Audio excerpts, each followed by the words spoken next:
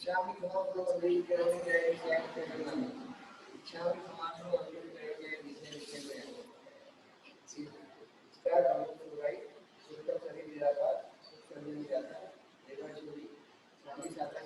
Group है वर्तमान युग।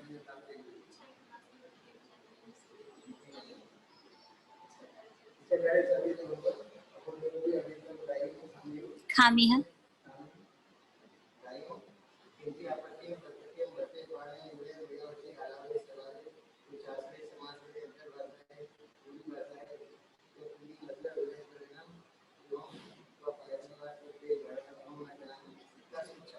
धैर्य मिला,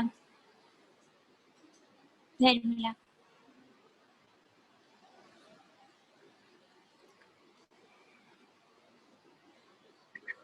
नमो हरि हन्तायं नमो श्री सिद्धायं नमो आयर्यायं नमो वज्रायां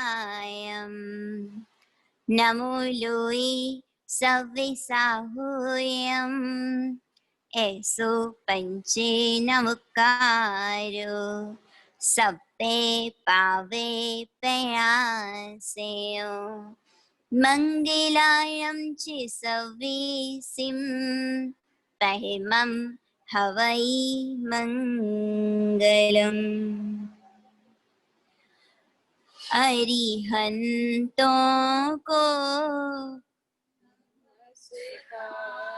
श्री सिद्धों को नमस्कार, आचार्यों को नमस्कार, उपाध्यायों को नमस्कार, जग में जितने साधु गण हैं, जग में जितने साधु गण हैं, मैं सभी को वंदूं बारी बारी।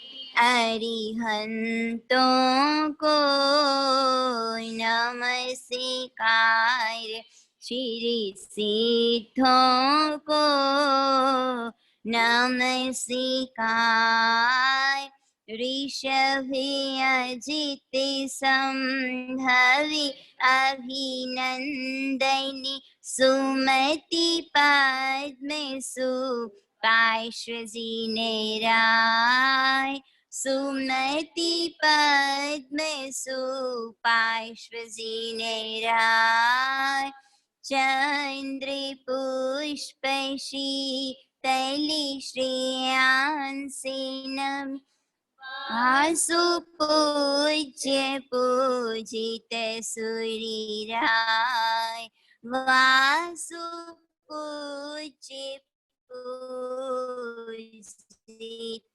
सूर्यराय, विमल अनंत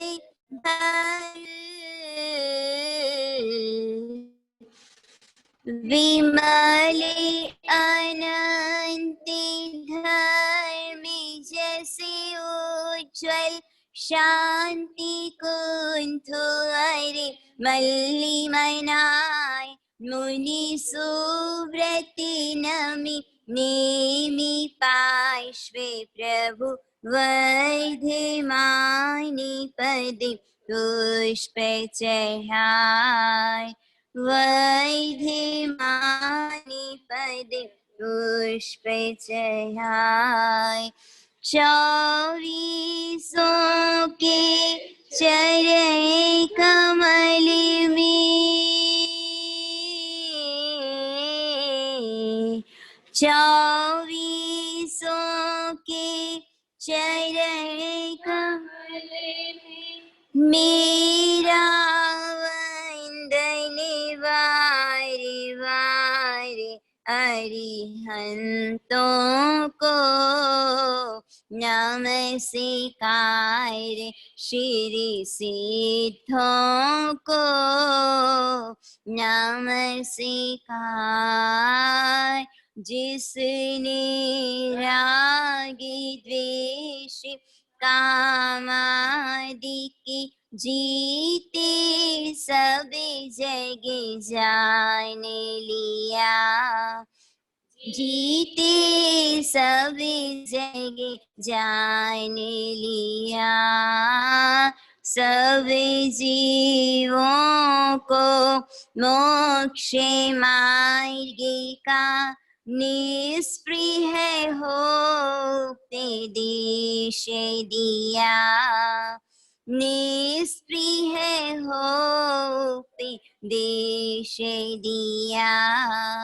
बुद्धिवीर जिने हरि हरि ब्रह्मा, बुद्धिवीर जिने हरि हरि ब्रह्मा, या जिनेन्द्रिया हो अविता, सबके चरण कमल में मेरा वंदन होवे बार बार। अरिहंतों को नमस्कार श्री सिद्धों को, नमस्कार आचार्यों को, नमस्कार उपाध्यायों को, नमस्कार जग में जितने साधु गए हैं, जग में जितने साधु गए हैं, मैं सभी को वंदूं बार बार।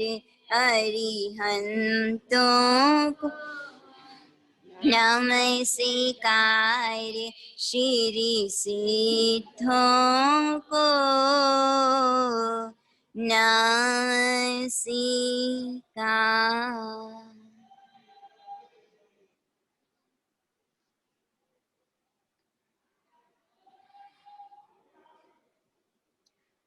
गुरु माते पिता गुरु बंधु सखा, तेरे चरणों में स्वामी मेरा कोटि प्रणाम।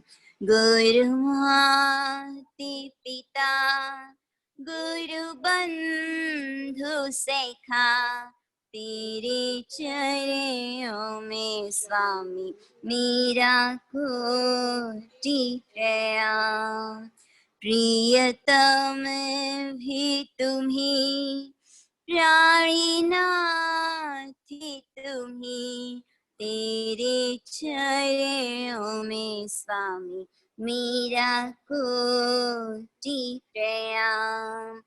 तुम ही शक्ति हो, तुम ही भांति हो, तुम ही मुक्ति हो मेरे गुरु देवा।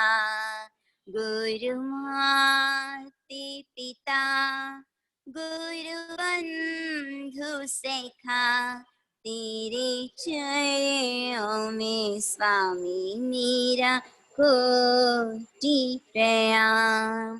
तेरी बगियन का वो फूल बनो, जो फूल चढ़े प्रभु चरण में। गुरु माते पिता गुरु बंधु सखा, तेरे चरणों में स्वामी मेरा कोटि प्रणाम। तेरे चरणों में स्वामी मेरा कोटि प्रणाम।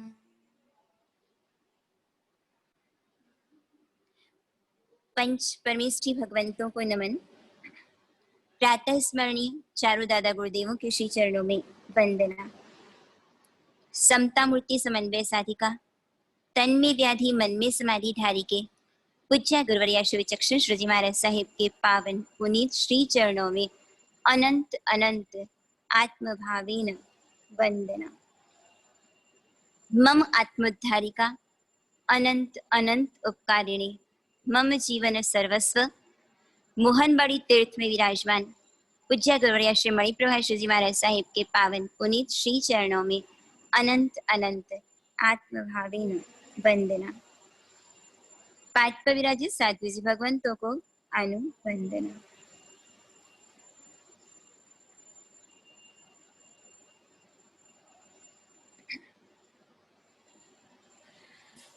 धर्म प्रेमी श्रावकों एवं श्राविकाओं, पर्वाधिराज पर्युषण महापर्व का आज 7वां दिन सभी जीवों की जो रक्षा करेगा, किसी को भी पीड़ा भय त्रास नहीं उपजाएगा, जो किसी को भयभीत नहीं करेगा, क्या उसे किसी प्रकार का भय रह सकता है क्या?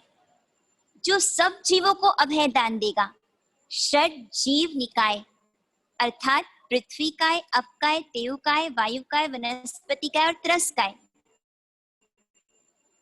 सारे जीव इसमें सम्मिलित हो जाते हैं, समाहित हो जाते हैं। चाहे वह छिपकली का जीव हो, सर्प का जीव हो, चाहे वह बैल का जीव हो, या फिर कोई मनुष्य हो, या फिर किसी प्रकार की इल्ली या लट, सभी प्रकार की जीव समाहित हो जाते हैं इन 6 प्रकार की जीव राशियों में, जो इन सारे जीवों को अभय दान दे देता है, पंच महाव्रत को स्वीकार करता है। तो ऐसी स्थिति में सातों प्रकार के भय दूर हो जाते हैं, समाप्त हो जाते हैं। अभय दान देने वाला, अभय दाता, वह स्वयं अभय और निर्भय बन जाता है।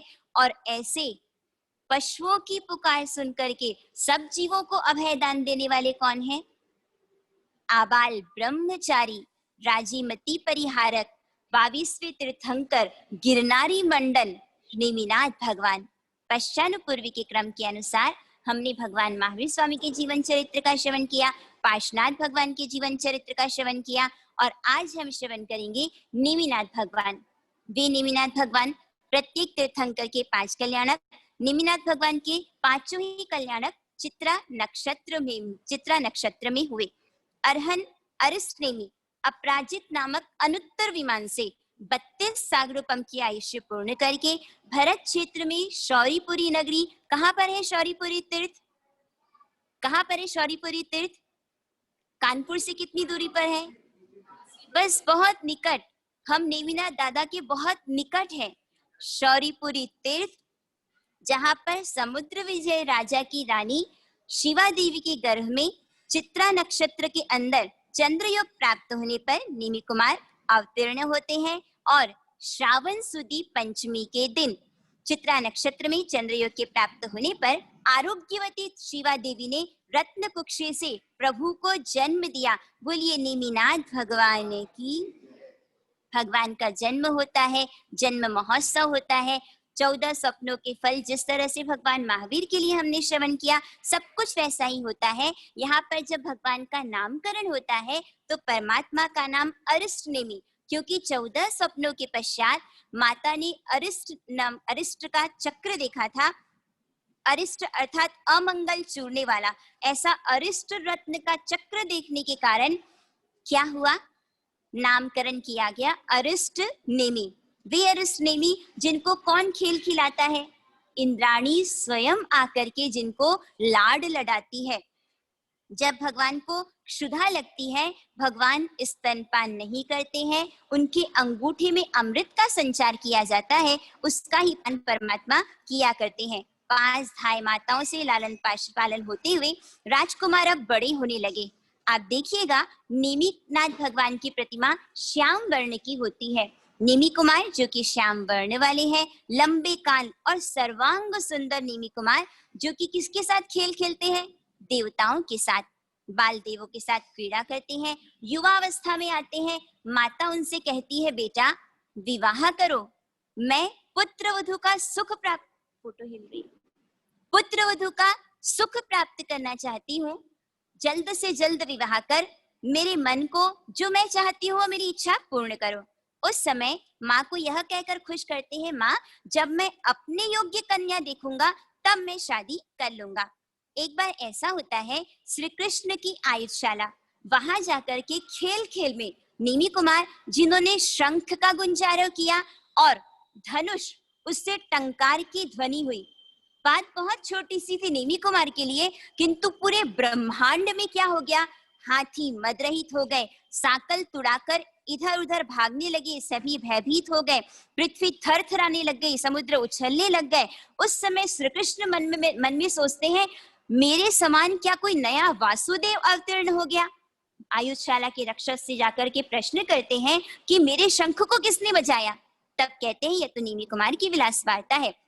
श्री कृष्ण विचार में पड़ जाते हैं, नेमी कुमार इतने बलवान हैं तो क्या ये राज्य के अधिपति बन जाएंगे? तब बलदेव कहते हैं कि अहो भाई भय मत करो, ये तो विवाह भी नहीं करेंगे, ये वीतराग हैं। उस समय देवाणी होती है, आकाशवाणी होती है कि नेमी कुमार जो राज्य को नहीं चाहते, किसी कन्या में उनकी कोई रति नहीं है, ऐसे योगेंद्र चूड़ामणि नेमी जिनेश्वर की जय हो। नेमी कुमार दीक्षा धारण करेंगे, ऐसा सुनकर के श्री कृष्ण जो कि शांति की श्वास लेते हैं, दीक्षा लेंगे तो राज्य किसके पास रहेगा?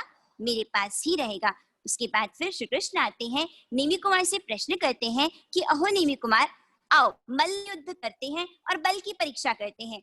उस समय होता यह है कि श्री कृष्ण ने अपनी भुजा फैलाई, जैसे कमल की डंडी की तरह उन्हें श्री कृष्ण की भुजा को नमा दिया। और जब नेमी कुमार अपनी भुजा फैलाते हैं उस समय श्री कृष्ण उसमें लटकने लग जाते हैं, किंतु किंचित मात्र भी नेमी कुमार जो कि तीर्थंकर बनने वाले हैं उनकी भुजा को वो नमा नहीं सके। उस समय जब श्री कृष्ण को पता चलता है इतने बलशाली हैं, तो इनके बल को कम करने के लिए क्या कर देना चाहिए? इनका विवाह करा देना चाहिए।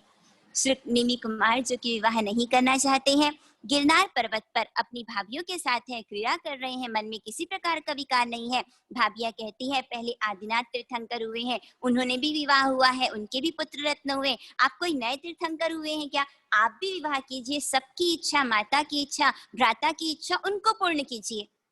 मौनम स्वीकृति लक्षणम, अर्थात मौन स्वीकृति का लक्षण वे कुछ कह नहीं पाते। उस समय फिर भाभियां कहती हैं उग्रसेन श्री कृष्ण के पास जाकर के कि उन्होंने विवाह के लिए मंजूरी दे दी है। उग्रसेन के पास जाकर के स्वयं श्री कृष्ण किसकी मांगनी करते हैं नेमी कुमार के लिए?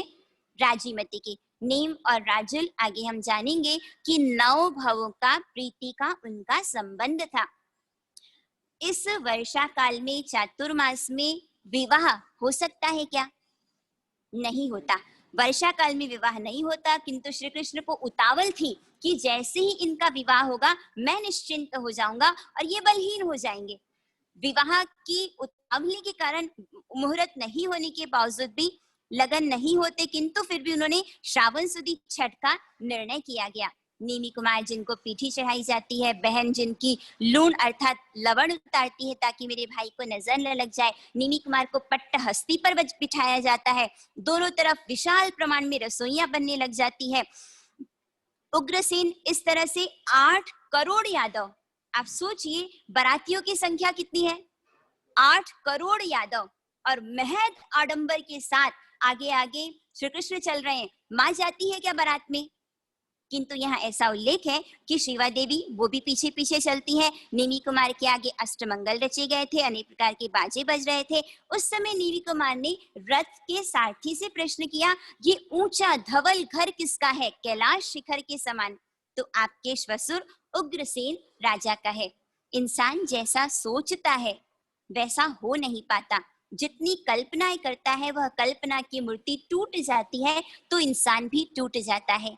वो राजुल जो जिसने देखा किसको? नेमी कुमार को, वर राजा को, कि कोई इंद्र है, चंद्र है, नाग कुमार है, मेरे पूर्व का मूर्तिमान पुण्य है, मेरे पूर्व भाव की भरतार है, उर्मियां उछल रही है, आनंदित हो रही है, किंतु रंग में आपकी दृष्टि से भंग पड़ा, पर नेमी कुमार के लिए वह एक मंगल का सूचक बना।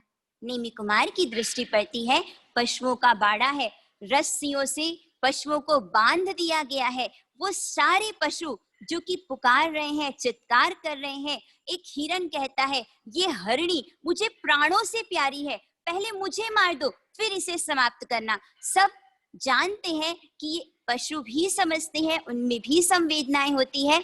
सारथी से प्रश्न करते हैं कि इन सारे पशुओं को यहाँ पर क्यों बांधा गया है। उस समय सारथी कहता है कि आपके विवाह उत्सव में इन पशुओं का मांस बारातियों को। उस समय नेमी कुमार कहते हैं, इनकी करुण चित्कार भी नहीं सुनी जाती, तो जिसमें यह कार्य किया जाएगा, ऐसे विवाह के उत्सव को ही धिक्कार है। जिस तरह से संबित शिखर तीर्थ की यात्रा करने के लिए हम जाते हैं, पालीताना तीर्थ की यात्रा करने के लिए जाते हैं, उसी तरह से तरुण सागर जी महाराज साहब, जो अभी तो नहीं रहे, वे फरमाया करते थे कि कभी अल कबीर, ईदगाह, ऐसे कत्ल खानों की यात्रा करने के लिए जाइए। वहां के दृश्यों को देखिए, चारों तरफ जहां खून ही खून, हड्डियां, जिस क्रूरता के साथ पशुओं का कत्ल किया जाता है, हमारी आत्मा कांप जाएगी। जब उन पशुओं को देखा, नेमी कुमार का दिल दहल गया। तुरंत वे कहते हैं कि रथ को वापस पीछे फेर लीजिए। उस समय माँ आकर के कहती है, भाई आकर के कहते हैं कि एक बार विवाह कर लो, एक बार मुझे प्रसन्न कर दो। उस समय माँ से कहते हैं कि मेरे दूसरे भाई रथ नेमी, दृढ़ नेमी, माँ वो आपके मनोरथ को पूरा करेंगे। मुझे स्त्री में, नारी में कोई रुचि नहीं है, मुक्ति लल्ला में मेरा मन लगा हुआ है, मुझे विवाह नहीं करना है, मुझे तो आप धर्म कार्य में अंतराय मत दीजिए। स्वयं इंद्र आकर के समझाते हैं कि समुद्र विजय आदि को किए नेमी कुमार, जो कि आबाल ब्रह्मचारी तीर्थंकर हैं, आप सभी इनका दीक्षा महोत्सव कीजिए, इनको आप अंतराय मत दीजिए। लोकांतिक देव आते हैं, आकर के उनसे विनंती की जाती है कि अब आपका दीक्षा समय हो गया है, आप दीक्षा को अंगीकार कीजिए। उस समय श्रावण सुदी पंचमी, जो भगवान का क्या है, जन्म कल्याणक, और श्रावण सुदी छठ, जिस दिन भगवान रथ को फिरा देते हैं तोरण से, गिरनार पर्वत पर पधार जाते हैं। भगवान पालकी से नीचे उतर करके पंचमुष्टि लोच किया, चौविहार छठ के सहित चित्रा नक्षत्र में चंद्रयोग के आने पर 1000 पुरुषों के साथ परमात्मा दीक्षा अंगीकार करते हैं। इस समय भगवान को चौथा मन पर ज्ञान उत्पन्न होता है। बोलिए नेमिनाथ भगवान की। दीक्षा अंगीकार करके परमात्मा 54 दिन तक शरीर की शुश्रूषा त्याग करके जितने भी उपसर्ग होते हैं समता पूर्वक उनको सहन करते हैं, और आसोजवदी अमावस्या के दिन गिरनार पर्वत पर चौविहार अट्ठम तप के साथ चित्रा नक्षत्र में चंद्र की युग प्राप्त होने पर शुक्ल ध्यान ध्याते हुए भगवान को केवल ज्ञान, केवल दर्शन उत्पन्न होता है। बोलिए नेमिनाथ भगवान की। गिरनार पर्वत में जिन्होंने दीक्षा को अंगीकार किया, केवल ज्ञान भी नेमिनाथ भगवान का हुआ गिरनार पर्वत पर, और मोक्ष कहाँ से पधारेंगे भगवान, उसी गिरनार पर्वत से, सहस्रार वन के माध्यम से। जब भगवान को केवल ज्ञान की प्राप्ति होती है, श्री कृष्ण को द्वारिका में आकर के बधाई दी जाती है। श्री कृष्ण पूरे राज्य प्रजा आदि के साथ वहां पर पहुंच जाते हैं, देवता समोसरण की रचना करते हैं, भगवान देशना देते हैं, राजीमती भी स्वर्ण समोसरण में आती है। उस समय श्री कृष्ण ने भगवान नेमिनाथ भगवान से राजीमती के स्नेह का कारण पूछा। कोई व्यक्ति प्रिय लगता है, कोई अप्रिय नहीं लगता, किसी के साथ घंटों बातें करने का मन करता है, और कोई व्यक्ति ऐसा होता है कि सामने से चला जाए वो ज्यादा अच्छा। यहाँ पर नेमी कुमार कहते हैं कि 9 भवों से मेरा और राजीमती का पूर्व का स्नेह का संबंध रहा। वह इस प्रकार से कि पहले भाव में धन्ना और धनवती हुए, दूसरे भाव में देव देवी थे, तीसरे भाव में विद्याधर और विद्याधरणी, चौथे भाव में दोनों मित्र के रूप में थे, पांचवें भाव में राजा रानी के रूप में, छठवें भाव में दोनों मित्र के रूप में, सातवें भाव में पुनः राजा रानी, आठवें भाव में फिर वापस देवलोक, फिर मनुष्य, देवलोक फिर मनुष्य, देवलोक में मित्र के रूप में होते हैं, और 9वें भाव में भगवान क्या है, नेमी कुमार और राजीमती। इस तरह से 9 भावों का संबंध चला आ रहा है। यह भाव श्रेणी सुनकर के राजीमती, जो कि दीक्षा अंगीकार कर लेती है, वह राजीमती दीक्षा अंगीकार करते हैं। देखिए होता यह है, हर इंसान आगे बढ़ता है, ऊपर चढ़ने का प्रयास करता है, पर कभी कभी ऐसा होता है कि कभी पूर्व संस्कारों के वशीभूत होकर के इंसान का पतन भी हो जाता है। वर्षा ऋतु में राजीमती, जो कि अब साध्वी जी के रूप में है, वस्त्र भींग जाते हैं, गुफा में जाती है वस्त्रों को सुखाने के लिए। उन्हें यह नहीं पता था कि रथ नेमी, जो कि अब दीक्षित हैं, मुनिराज हैं, साधु हैं, वो वहां पर विराजमान है, विद्यमान है। जैसे ही उन्होंने अब जो कि पूर्व संसारिक रिश्ते में उनकी भाभी है, उनको देखा तो वह काम विह्वल हो जाते हैं, उनसे निवेदन करते हैं कि आप मेरे साथ। उस समय फिर राजीमती उनको प्रतिबोध देती है, आप और हम यदि कभी वॉमिट हो जाए, उल्टी हो जाए, उस उल्टी किए हुए आहार को क्या पुनः हम स्वीकार करेंगे क्या? नहीं करेंगे। राजीमती समझाती है, नेमी वमन करी है, उस पर क्यों मन मचला तेरा रे। अर्थात मैं तो नेमीनाथ के द्वारा त्यागी गई हूँ, नेमी कुमार के द्वारा, उसको देख करके तुम क्यों गिरते हो? तुम और हम दोनों अगंधन कुल में उत्पन्न हुए हैं। अगंधन कुल का सर्प ऐसा होता है, एक बार जिसने डस लिया, कितना भी किया जाए वापस उस डसे हुए विष को वापस वो ग्रहण नहीं करता। तो तुम क्यों इस तरह से चाम मड़िया सुंदर दिखे मलमूत्र में काया, क्यों संयम रूपी रत्न को इस शरीर पर व्यर्थ गवा रहे हो?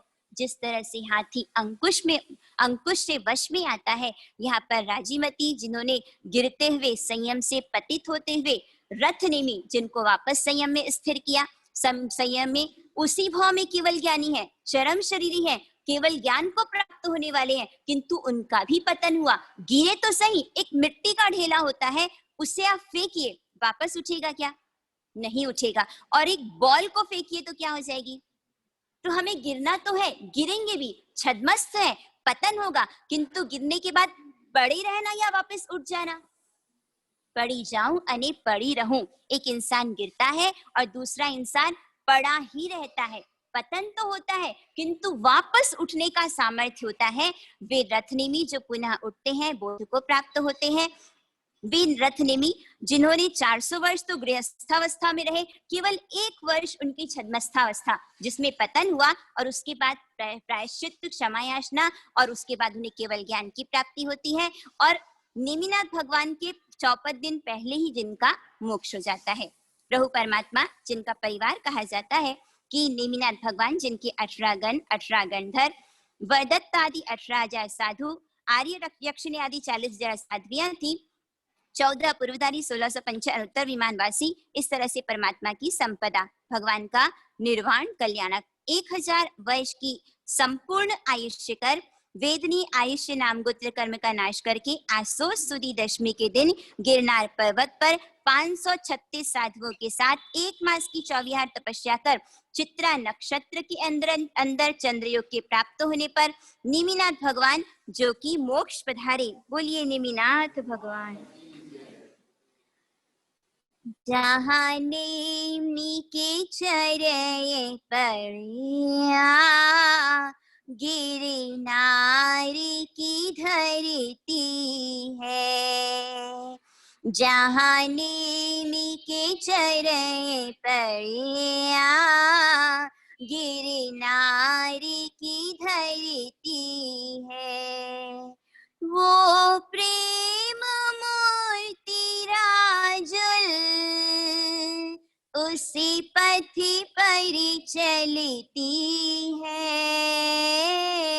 जहाँ नेमी के चरण पड़िया, गिरनार की सुने पशु के बंधन, प्रभु ने तोड़े बंधन। जागा वैराग्य तभी, धारा प्रभु पथ पावन। उसी परम वैरागी को ना प्रीति उमड़ती है। जहाँ नेमी के चरण पड़िया, गिरनार की राजुल की आँखों से झरी झरी झरता पानी, अंतर में भावी भरे प्रभु दर्श की दीवानी। राजुल की प्रीति भी आदर्श हमारी है, जहाँ नेमी के चरण पड़े गिरनार की धरती है। वो प्रेम मूर्ति राजुल उसी पथी पर चलती है, जहाँ नेमी के चरण पड़े गिरनारी की धरती है, गिरनारी की धरती है, गिरनारी की धरती है। गिरनार तीर्थ, जहाँ श्याम वर्णी नेमिनाथ भगवान की प्रतिमा, वहां पहुंचने पर ऐसा लगता है शांति लोक में हम पहुंच गए, जहां परमात्मा उन्नत शिखरों पर पर्वत पर विराजमान है, आत्म साक्षात्कार करने के लिए, आत्म शांति को प्राप्त करने के लिए। अद्भुत अनुपम वह तीर्थ और स्थान नेमिनाथ भगवान, जिनका जीवन है। पार्श्वनाथ भगवान के निर्वाण के 250 वर्ष के पश्चात महावीर स्वामी का निर्वाण हुआ और 980 वर्ष के पश्चात फिर सिद्धांत लिखे गए। और पार्श्वनाथ और महावीर स्वामी और अजितनाथ भगवान, उनके बीच का अंतर कहा जाता है 42,000, 3 वर्ष 9.5 मास कम, 50 लाख करोड़ सागर का अंतर। और आदिनाथ और महावीर स्वामी पहले तीर्थंकर और 24वें तीर्थंकर, जिनमें 42,000, 3 वर्ष 8.5 मास कम, 1 कोड़ा कुड़ी सागर का अंतर है। और उसके पश्चात 980 वर्ष के पश्चात सिद्धांत, जो कि पुस्तकारूढ़ किए गए। भगवान महावीर स्वामी, पार्श्वनाथ भगवान, नेमिनाथ भगवान का जीवन चरित्र हमने श्रवण किया। अब कौन से तीर्थंकर का जीवन चरित्र हम श्रवण करेंगे? काकरे काकरे अनंता सिद्धा, सिद्धाचल के शरणगार आदिनाथ भगवान, अष्टापद तीर्थ पर जिन्होंने मोक्ष को प्राप्त किया 10,000 मुनियों के साथ, ऐसे आदिनाथ भगवान। आइए कहाँ पहुंच जाए हम? चले पालिता ना। भवि जल पारी उतारी आदिनाथ आदिनाथ, भवि जल पारी उतारी आदिनाथ आदिनाथ, मुझ पापी ने तारी आदिनाथ आदिनाथ, मुझ पापी ने तारी आदिनाथ आदिनाथ। श्री सिद्धाचल तीरथ राजा, त्रय भुवन मासाय, भवि जल पारी उतारी आदिनाथ आदिनाथ, मुझ पापी ने तारी आदिनाथ आदिनाथ। पूर्वयायो वारि पधाया, आज्ञा श्री नाभि कुमार, भवि जल पारी उतारी आदिनाथ आदिनाथ, मुझ पापी ने तारी आदिनाथ आदिनाथ आदिनाथ आदिनाथ आदिनाथ आदिनाथ। आज जो भी संस्कृति और सभ्यता का विकास हम देख रहे हैं, चाहे वह वास्तुशिल्प हो, चाहे पुरुषों की 72 कलाएं, स्त्रियों की 64 कलाएं, कैसे आहार पकाया जाता है, किस तरह से पात्र आदि बनाए जाते हैं, यह सब कुछ किसकी देन है? आदिनाथ भगवान की। भगवान महावीर यदि गंगा का जल है तो गंगोत्री कौन है?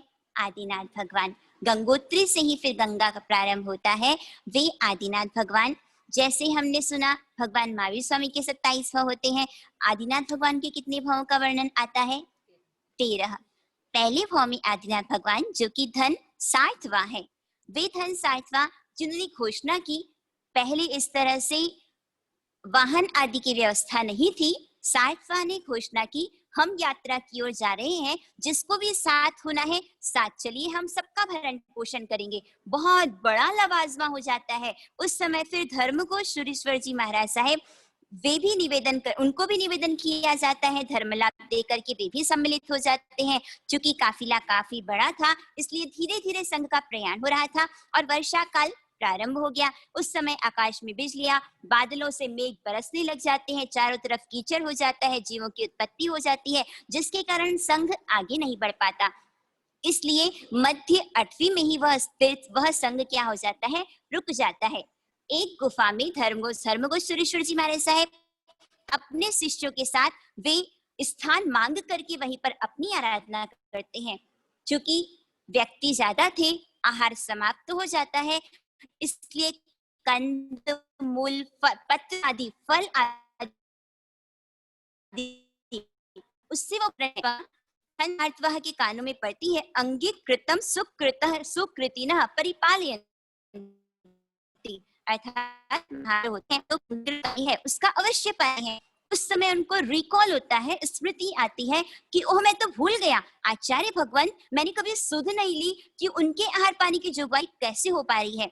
जाते हैं, क्षमा याचना करते हैं, तब क्षमा के सागर जब आप फरमाते हैं इच्छामि क्षमा समणो, अर्थात हे क्षमा शमन, हम तो भूलों के पुतले के रूप में हैं, हमसे जो भी गलतियां हो जाए महाराज साहेब तुभ्ये जाना अहम न जानामि तस्मिच्छामि दुक्कड़म, मुझसे जो भी भूली हुई है मुझे आप क्षमा कीजिए। वो क्षमा के सागर जिन्होंने कहा आपके उपकार हैं जिसके कारण हम इतनी अटवी उल्लंघन कर पाए हैं, आगे का मार्ग भी शेष हो जाएगा, आप निश्चिंत रहिए। उस समय फिर घी के घड़े आए हुए थे, उत्कृष्ट भाव से घी वो हराया, सुपाता किया, और यहाँ पर आदिनाथ भगवान के जीव जो कि धन 60वां है, उन्होंने सम्यक दर्शन को प्राप्त किया।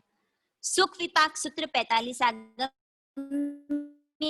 आगम में जिस हुए, किस बल पर, नींव में कौन सा सद्गुण था? सुपात्र दान का। जो आहार बहराता है उसको मुनि भगवान जितनी भी साधना आराधना करते हैं उसका लाभ उन्हें भी प्राप्त होता है। उत्कृष्ट भाव से घृत का दान किया था। यहाँ पर धन 60वां जिनको समय दर्शन की प्राप्ति होती है। दूसरे भाव में आदिनाथ भगवान जो कि उत्तर कुरुक्षेत्र में युगलिक के रूप में होते हैं। तीसरे भाव में सौधर्म देवलोक में देव के रूप में होते हैं, क्योंकि युगलिक अर्थात जो कल्प वृक्ष के माध्यम से ही जिनका जीवन यापन होता है, किसी प्रकार का व्यापार नहीं करना पड़ता है, किसी प्रकार की इनको कोई टेंशन नहीं होती है, और नहीं आपकी तरह उनको किचन में जाके खाना पकाना पड़ता है, कुछ भी नहीं होता। जो मांगो वह सब कुछ क्या हो जाता है? कल्प वृक्ष से मनोकामनाएं पूर्ण हो जाती है। और युगलिक मर करके नियमा देवलोक में ही जाते हैं, इसलिए तीसरे भाव में सौधर्म देवलोक में देव के रूप में होते हैं। चौथे भाव में महाबल राजा, पर अब यहाँ पर कुछ पतन होता है, श्रृंगार रस में मग्न हो जाते हैं, विषयी भी हो जाते हैं। उस समय सुबुद्धि मंत्री उनको आकर के कहते हैं कि केवली भगवंत ने ऐसा कहा है राजन कि आपकी आयुष्य, यदि कोई कह दे कि सिर्फ 1 महीने की आयुष्य शेष है तो क्या किया जाएगा? हिल जाते हैं, धक्का लगता है, अभी तो मेरी उम्र ही क्या है, इतनी जल्दी मर जाऊंगा क्या मैं? तो ऐसा तो कुछ नहीं है कि वृद्ध ही मरते हैं या फिर युवा नहीं मरते, जन्मते बालक भी मृत्यु को प्राप्त हो जाते हैं। इतने कम समय में क्या कर सकता हूँ? सुबुद्धि मंत्री कहते हैं सिर्फ 1 दिन का साधु जीवन भी मोक्ष नहीं तो वैमानिक देह का सुख दे सकता है। यहाँ पर विराजन दीक्षा को अंगीकार करते हैं और वहां से फिर ईशान देवलोक में स्वयं प्रभ विमान में ललितांग नाम के देव होते हैं। आदिनाथ भगवान और श्रेयांश कुमार जैसे नेमिनाथ भगवान और राजुल का प्रीति का संबंध है, उसी तरह से आदिनाथ भगवान और श्रेयांश कुमार का। यहाँ पर श्रेयांश कुमार जो कि आदिनाथ भगवान देवता के रूप में है, उनकी ही देवी स्वयं प्रभा के रूप में उन्होंने स्थान प्राप्त किया है। योग ऐसा बनता है कि स्वयं प्रभा जैसे हमारी मृत्यु होती है, उस तरह से देवी देवता भी समय पूरा होने पर, आयुष्य पूर्णी होने पर वे भी देवलोक से च्युत होते हैं। जब स्वयं प्रभा च्युत हो जाती है, इतने अधिक दुखी होते हैं देवता, वहां भी दुख, हर्ष, शोक, ईर्ष्या सब कुछ होता है। कोई सामान्य मनुष्य हो तो वो दुख को सहन ही न कर पाए, मृत्यु प्राप्त हो। उस समय फिर सुबुद्धि मंत्री का जीव, जिसने किसे नियाणा करवाया, एक माता पिता, एक साथ 6 पुत्रियां हुई, फिर 7वीं भी वापस पुत्री हो जाती है, दुखी हो जाते हैं, गरीबी और उसके पश्चात फिर इतनी पुत्रियां, नाम भी नहीं रखते उसका, निर्नामिका से ही उसे कहा जाता है। दुखी होती है, जैसे तैसे बड़ी होती है, प्रश्न करती है मुझे इतना दुख क्यों, पति आदि का सुख क्यों नहीं मिला। धर्म करो, वह धर्म करना प्रारंभ करती है, साधु महात्माओं को दान देती है, सामायिक औषध आदि करती है, और जब जानक की समय निकट है, अनशन को स्वीकार कर लेती है। और जब स्वयं प्रभा जो कि च्युत होती है, उस समय ललितांग देव का रूप दिखा करके उसको नियाणा कराया जाता है, और वह निर्नामिका जो कि अब स्वयं प्रभा के रूप में देवलोक में उत्पन्न होती है। 6वें भाव में वज्रसंग नाम के राजकुमार होते हैं, श्रीमती के साथ जिनका विवाह कर दिया जाता है। और विवाह कर दिया जाता है एक दिन संध्या के समय, संध्या का रूप देख करके वैराग्यवासित होते हैं। सुबह पुत्र को राज्य सौंप दूंगा, दीक्षा अंगीकार कर लूंगा, ऐसा सोचते हैं, किंतु होता यह है कि स्वयं का पुत्र जिसने जहरीले धुएं का प्रयोग करके किसको मार डाला, स्वयं के माता पिता को। 7वें भाव में युगलिक के रूप में उत्पन्न होते हैं। 8वें भाव में दोनों वापस कौन, आदिनाथ भगवान और श्रेयांश कुमार अब मित्र के रूप में उत्पन्न होते हैं। 9वें भाव में सुविधि वैद्य, अब भगवान जो कि एक वैद्य के रूप में है, जीवानंद नाम का वैद्य है। अब ये सब 6 मित्रों की मंडली है, राजपुत्र, मंत्रीपुत्र, सृष्टिपुत्र, 60वां पुत्र और श्रीमती का जीव। योग ऐसा बनता है कि वैद्य के घर में एक साधु जिनको योगानुयोग कोढ़ का रोग हो जाता है, आहार वहरने के लिए आते हैं। उनके मित्र कहते हैं कैसे वैद्य हो, आप इन्हें ठीक नहीं करते। वैद्य कहता है कि देखिए पहले कोढ़ रोग का उपचार कैसे होता था, आप मेरे रत्न कंबल और गोशेश्वर चंदन वह मुझे लाकर के दो। 2.5 लाख द्रव्य इकट्ठा करते हैं, उसे लेकर के आते हैं। जिस सेठ से खरीदा, सेठ ने पूछा किसके लिए लेकर के जा रहे हो, उनने कहा कि मुनि भगवंत के लिए। तो ऐसी स्थिति में निःशुल्क किसी प्रकार का धन नहीं लेते, धर्मादा कर देते हैं, लेकर के आते हैं। मुनिराज पर लक्ष्य पाक तेल की मालिश की जाती है, रत्न कंबल से शरीर को ढक दिया जाता है। चमड़ी के में जो कृमि रहे हुए हैं वो लक्ष्यपाल तेल की मालिश के कारण, शीतलता के कारण ऊपर से रत्न कंबल, वो सारी कृमि बाहर आ जाते हैं और गाय के कलेवर में उनको रख दिया जाता है ताकि किसी की विराध ना हो। वापस लक्ष्यपाक तेल की मालिश होती है तो चमड़ी के अंदर जो मांस है वहां जो कृमि व्याप्त है वो निकल जाते हैं। फिर तीसरी मालिश में जो हड्डी में जो कीड़े हैं वो भी निकल जाते हैं। इस तरह से वे मुनि भगवंत जो कि आरोग्य को प्राप्त होते हैं, उनका कोढ़ रोग ठीक हो जाता है। संरोहिणी औषधि का जो छिद्र है, जब कृमि निकले तो छिद्र हो जाते हैं, उसमें संरोहिणी औषधि का लेप कर दिया जाता है। मुनिराज जो कि अब पूर्णतः स्वस्थ हो जाते हैं। 6 मित्र बाद में दीक्षांगीकार के निर्दोष पालन करते हैं और 12वीं देवलोक में सब मित्र के रूप में वापस एकत्रित होते हैं। फिर वापस 11वें भाव में वज्रसेन राजा जिनकी धारिणी पत्नी है, वैद्य का जीव पुत्र के रूप में उत्पन्न होता है, जो कि वज्रनाथ चक्रवर्ती बनते हैं। आदिनाथ भगवान जो आने वाले समय में तीर्थंकर बनेंगे, अभी बनते हैं चक्रवर्ती। बाकी जो उनके 5 मित्र हैं, बाहु सुबाहु, पीठ महापीठ और श्रेयांश कुमार जो कि सामान्य राजपुत्र के रूप में, पिता वज्रसेन दीक्षा लेते हैं, अंगिक दीक्षा लेते हैं, केवल ज्ञान को प्राप्त होते हैं। पिता मुनि वापस आते हैं, उनकी देशना सुनते हैं, वैराग्य को प्राप्त होता है, सब दीक्षा अंगीकार कर लेते हैं। आदिनाथ भगवान के जीव जिन्होंने 14 पूर्वों का अध्ययन किया, सेठ ने बाकी जो शेष है उन्होंने 11 अंगों का पाठ किया, पढ़ना, किंतु उस ज्ञान को जीने का प्रयास करना।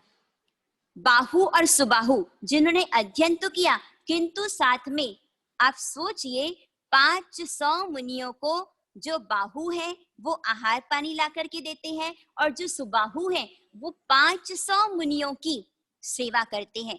जो भी शारीरिक सेवा जिस भी मुनि भगवान को आवश्यक है वो उनकी सेवा करते हैं। और पीठ महापीठ जो कि अध्ययन करते हैं, एक अध्ययन करता है और दूसरा सेवा करता है। आप बताइए प्रशंसा किसकी ज्यादा होगी? स्वाभाविक सी बात है, सेवा करने वाले की। यहाँ पर जब बाहु सुबाहु की प्रशंसा होती है तो पीठ महापीठ जिनको ईर्ष्या होती है और इसी ईर्ष्या के कारण उन्होंने स्त्री वेद बांधा जो कि ब्राह्मी सुंदरी के रूप में है। और ये बाहु सुबाहु, देखिए बाहु ने गोचरी पानी ला करके और सुबाहु ने उनकी शारीरिक की सेवा की। शारीरिक सेवा करने के कारण ऐसा बाहुबल अर्जित हुआ कि चक्रवर्ती ही सदैव जीतते हैं, किंतु अद्भुत वो सेवा जिसके कारण अप्रतिपाती गुण ऐसा उन्हें बाहुबल प्राप्त हुआ कि चक्रवर्ती हारते हैं और बाहुबली जीत जाते हैं। यहाँ पर आगे वज्रनाथ चक्रवर्ती जिन्होंने मतलब आदिनाथ भगवान के जीव जिन्होंने विश्व स्थानक तप की आराधना की, तीर्थंकर नाम कर्म का उपार्जन किया, वो 6 जीव चारित्र पालन करके 12वें भाव में सर्वार्थ सिद्ध विमान में उत्पन्न होते हैं। और उसके पश्चात फिर आषाढ़ चौथ के दिन सर्वार्थ सिद्ध विमान से 33 सागरोपम की आयुष्य पूर्ण करके भरत क्षेत्र के अंतर्गत नाभि कुलकर की भार्या मरुदेवी माता की कोक्ष में वो अवतीर्ण होते हैं। उसके पश्चात जैसा हमने भगवान महावीर स्वामी के जीवन चरित्र में श्रवण किया था सब कुछ वैसा होता है, किंतु कैद से कैदियों को छोड़ना, उस समय कोई कैदी नहीं होते हैं क्योंकि युगलिक आदि की व्यवस्था थी, इसलिए वैसा कुछ भी नहीं हुआ। चैत्रवती अष्टमी के दिन उत्तराषाढ़ नक्षत्र के अंदर चंद्रयोग प्राप्त होने पर आरोग्यवती मरुदेवी माता ने जो श्री ऋषभदेव प्रभु को जन्म दिया। बोलिए आदिनाथ भगवान। पहले स्वप्न में माता ने ऋषभ को देखा था और ऋषभ कुमार जिनकी जंघाओं की रोमराजी में ऋषभ का चिन्ह था, इसलिए आदिनाथ भगवान का नाम क्या रखा जाता है? ऋषभ कुमार। ऋषभ स्वामी बड़े होने लग जाते हैं, काले भंवर केस वाले, कमल दल जैसे नेत्रों वाले, सुगंधित श्वासोश्वास वाले, 3 ज्ञान से सुशोभित वे ऋषभ देव बाल्यावस्था में आंगन में ठुम ठुम चलते हैं, माँ को खुश करते हैं, क्रीड़ा करते हैं, घर के आंगन में अच्छी तरह हंसते हुए माँ आनंदित होती है। इंद्र आते हैं, उनको वंश की स्थापना करनी थी। इंद्र जो कि गन्ने की सेलड़ी लेकर के आते हैं और भगवान जो कि जिसे आप कहते हैं गोडालियां चलते हुए आ जाते हैं इंद्र के पास। इंद्र समझते हैं कि भगवान को गन्ना खाने की इच्छा है, इसलिए इक्ष्वाकु वंश नाम स्थापित किया जाता है। अन्य तीर्थंकर बाल्यावस्था में अंगूठे में अमृत का संचार करते हैं, उसका पान करते हैं, जबकि ऋषभ देव देवकुरु उत्तर कुरु क्षेत्र से देवों के द्वारा लाए गए कल्प वृक्ष का आहार करते हैं। भगवान क्रमशः बड़े होते हैं। आदिनाथ भगवान से पहले आपको जानकारी है सबसे पहला विवाह किसका हुआ? आदिनाथ भगवान का। उसके पहले विवाह की परंपरा नहीं थी। आज जो विवाह की विधि प्रचलित है वह इंद्र के द्वारा बताई गई विवाह की विधि है। वर पक्ष में इंद्र है और वधु पक्ष में इंद्राणी है। स्वयं इंद्र आकर के विवाह महोत्सव करते हैं। इंद्र की बताई विधि जो आज तक चल रही है, सुनंदा और सुमंगला के साथ 6 लाख पूर्व व्यतीत होते हैं वर्ष भगवान के। सुमंगला से भरत और ब्राह्मी और 49 जोड़े प्राप्त होते हैं, जबकि सुनंदा से बाहुबली और सुंदरी। धीरे धीरे ऐसा होता है कि कल्प वृक्ष की महिमा कम होने लग जाती है। अभी यहाँ कहीं कल्प वृक्ष हमें मिलता है क्या? है संभव? नहीं। धीरे धीरे कल्प वृक्ष की महिमा कम होने लग जाती है। युगलिक जब परस्पर लड़ाई करते हैं उस समय आपको सुनकर आश्चर्य होगा कि दंड नीति कैसी थी। हकार, मकार, धिक्कार। हकार, हाय तूने ये कर दिया, ऐसा लगता जैसे घड़ों पानी पड़ गए, इतना बड़ा दंड लग गया। फिर उसके बाद मकार, जिसमें अरे आपको ऐसा नहीं करना चाहिए, ये दंड नीति होती थी। और जब कुछ और बढ़ने लग गया तो फिर धिक्कार हो तुमने ऐसा किया। इस तरह की दंड नीति हुआ करती थी उस समय। जो जब कुछ ऐसा होता, नाभि कुलकर वृद्ध हो गए थे, नाभि को वृद्ध हो गए ऋषभ कुमार के पास आकर कि वो शिकायत करते हैं कि इसने मेरे साथ ऐसा किया। उस समय ऋषभ कुमार कहते हैं कि जो राजा होगा वही न्याय करेगा, हम कैसे करेंगे? तो जाकर के नाभि कुलकर से कहते हैं। तो उस समय फिर उनकी परमिशन लेकर के, अनुमति लेकर के गंगा नदी के तट पर रेत का ढेर लगाया। ऋषभ कुमार को राज्याभिषेक करने के लिए वो जाते हैं जल लेने के लिए। इतने में तो इंद्र का आसन कंपायमान हो जाता है। इंद्र आकर के उन्होंने राज्याभिषेक कर दिया। योग्य मुकुट कुंडल आदि पहना करके भगवान को स्वर्ण सिंहासन पर ऊंचे में स्थापित कर दिया। युगलिक आते हैं जो कि कमल के पत्रों में जल लेकर के, उन्होंने देखा कि भगवान का पूरा शरीर आभूषण से भूषित है, केवल एक बाएं पैर का अंगूठा जिसमें क्या किया, उन्होंने अभिषेक किया। इसीलिए ये कहा जाता है जल भरी संपुटि पत्रे मां युगलिक नर पूजन ऋषभ चरय अंगूठेयो दायके भवे जलियन। भगवान के दोनों चरण के अंगूठे पर उन्होंने जल चढ़ाया। उस समय उनका विनय विवेक देखकर, अरे पक्षाल की बोली मेरी इंद्रों ने राज्याभिषेक किया, क्रोध नहीं आया। इंद्र ने देखा इतने विनम्र हैं, इतने विनीत है, इसलिए उस नगरी का नाम क्या रखा गया, विनीता नगरी। विनीता नगरी का नाम स्थापित करके धनदेव जो कि नगरी की रचना करते हैं, जन्म काल से 20 लाख पूर्व व्यतीत होने पर ऋषभदेव स्वामी का जन्माभिषेक इंद्र ने किया। प्रभु ने देवदुष्ट वस्त्र पहनाए, चंदन का विलेपन किया। इस तरह से विनीता नगरी में भगवान की स्थापना करके पुनः अपने स्थान पर लौट जाते हैं। ब्राह्मी का बाहुबली के साथ विवाह होता है और भरत जो कि सुंदरी के साथ संलग्न कर दी जाती है। यहाँ पे युगलिक धर्म का निवारण किया हुआ। उस समय काल के प्रभाव से धीरे धीरे कल्प वृक्ष का प्रभाव कम होने लगा। बहुत भूख लगती है काल के प्रभाव से, तब वे लोग कंद मूल फल पत्र आदि का आहार करते हैं, पर वो पचता नहीं है। भगवान के पास आते हैं, भगवान मेरा पेट दुख रहा है, भगवान को पेट दिखाते हैं तो भगवान अपना हाथ फेर देते हैं, वो ठीक हो जाते हैं। उसके पश्चात योग ऐसा बनता है कि चावल धान्य वह उत्पन्न होता है। उसे जब उन्होंने भगवान को ला करके दिखाया, भगवान ने उसको हाथ से मला और उसको निकाल करके युगलियों को दिया, पर चावल कच्चा था जिसको खाने से पेट दुखने लग जाता है। फिर भगवान उन पर हाथ फेर देते हैं। उसके पश्चात ऐसा होता है कि वन के अंदर अग्नि उत्पन्न होती है। 18 कोटि सागर के बाद फिर बादर अग्नि प्रकट होती है। आश्चर्यकारी पदार्थ को देख करके जब वो हाथ डालते युगलिक, वो तो कुछ समझते नहीं थे, पहली बार आग को देखा तो उनका हाथ जल जाता। रोते रोते भगवान के पास आते, भगवान हाथ फेर देते। फिर भगवान कहते हैं कि जो चावल अन्न उत्पन्न हुआ है आप उसमें पका करके खाइए। उन्होंने क्या किया, चावल को जाकर के अग्नि में डाल दिया। अरे भगवान, वो तो अग्नि इतनी भूखी है, हमसे भी ज्यादा भूखी है, जो दो सब खा लेती है, हमको वापस नहीं देती। उस समय फिर भगवान स्वयं पधारते हैं। गीली मिट्टी तालाब से मंगवा करके कुंभ स्थल पर हांडी गड़ी, अग्नि में उसे पकाया, पानी का प्रमाण बताया। इस तरह से अनाज पकाने की विधि जो कि युगलिकों को बताई, आदिनाथ भगवान ने पाक विधि संसार में प्रकट की। 5 प्रकार के शिल्प प्रकट किए, कुंभकार कर्म, लोहकार कर्म, चित्र कर्म, सूत्रधार कर्म और नापित कर्म। जिमने हाथ से अपनी पुत्री ब्राह्मी को 18 लिपियां सिखाई। बाद में अंक गणित कला सिखाई गई। दाएं हाथ से सुंदरी को लिपियां बताई गई। पुरुषों की 72 कला और स्त्रियों की 64 कला। इस तरह से कलाओं का ज्ञान किसने दिया, आदिनाथ भगवान ने। ऋषभदेव भगवान जिन्होंने अपने 100 पुत्रों के नाम के अनुसार देश की स्थापना करके उनको अलग अलग राज्य प्रदान किया। विनीता नगरी भरत को दी, तक्षशिला बाहुबली को देकर के भगवान सुखपूर्वक रहने लगे। आदिनाथ भगवान 5 नामों से जाने जाते हैं। ऋषभ, सबसे पहले राजा कौन हुए, ऋषभ कुमार। सबसे पहले दीक्षा किसने ली, मतलब सबसे पहले मुनि कौन है, तो वो भी आदिनाथ भगवान। प्रथम केवली, प्रथम तीर्थंकर, ये भी आदिनाथ भगवान। भगवान का दीक्षा अवसर जान करके लोकांतिक देव आते हैं, उनसे विनती करते हैं भगवान आप तीर्थ पर प्रवर्ताएं। उस समय चैत्रवदी अष्टमी के दिन शिविका में विराज करके भगवान महोत्सव पूर्वक विनीता नगरी के मध्य में होकर के अशोक वृक्ष की छाया में पालकी से नीचे उतरते हैं। भगवान ने 4 मुष्टि लोच कर लिया, 5वीं मुष्टि शेष है। इंद्र कहते हैं कि गौर वर्ण के आपके पृष्ठभाग में ये केश बहुत सुंदर दिखते हैं, आप लोच ना करें। ये प्रक्षिप्त घटना है या वास्तविक इसका उल्लेख नहीं आता है।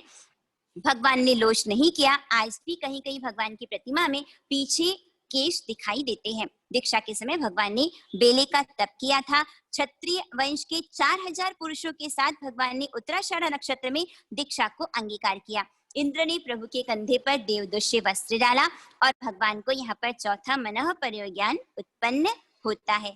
4000 मुनि जो कि विचरण करते हुए आदिनाथ भगवान के साथ विचरण करते हैं। उस समय कोई नहीं जानता कि आहार कैसे भराया जाता है। चूंकि जानकारी नहीं थी, भिक्षा नहीं मिलती, तो भूख के कारण वो जो 4000 उन्होंने तापस धर्म को स्वीकार कर लिया, वलकल चीवर धारण करने लग गए, कंदमूल फल आदि का वो आहार करते हैं। ऋषभदेव भगवान जिन्होंने दीक्षा तो ली है, किंतु आहार मिल पाया क्या? कितने समय तक नहीं मिल पाया? 400 दिन तक। आहार तो बहुत दूर की बात है, पानी भी नहीं मिल पाया। उसका कारण क्या था? बच्चा पढ़ रहा है, जा तो रे राशन दुकान से चीनी ला करके देना। बहुत मन है कि मैं पर्युषण है, संवत्सरी है, मैं पौषध का व्रत करूं, मैं अट्ठम का तप करूं। ये कोई तपस्या वपस्या हमारे घर में नहीं होगी। सूतक है, जा कैसे सकते हो मंदिर में, जा कैसे सकते हो व्याख्यान में। किसी को भी धर्म कार्य में अंतराय दी जाती है, उसका प्रतिफल जिस तरह से भगवान जिन्होंने बार घड़ी तक छीका बांधा था, जिसका प्रतिफल क्या आया? कितने दिनों तक भगवान को आहार पानी नहीं मिला?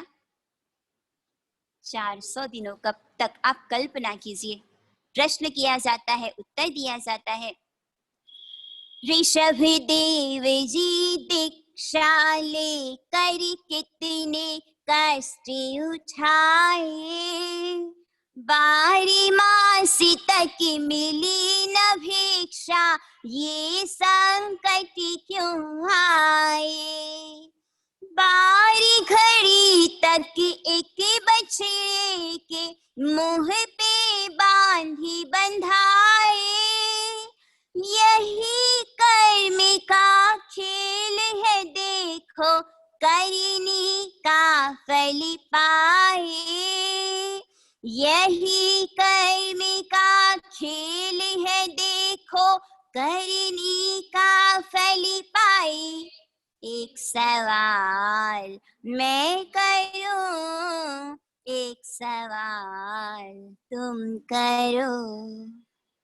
भगवान को 400 दिन तक आहार पानी नहीं मिला। उसका कारण यह था कि पूर्व भाव में भगवान ने बैलों के मुंह पर विचरण करते हैं, विहार करते हैं। उस समय देखने को मिलता है, जिस तरह आपने मुंह में मास्क लगा के रखा है, मास्क के साथ आहार कर सकते हैं क्या आप?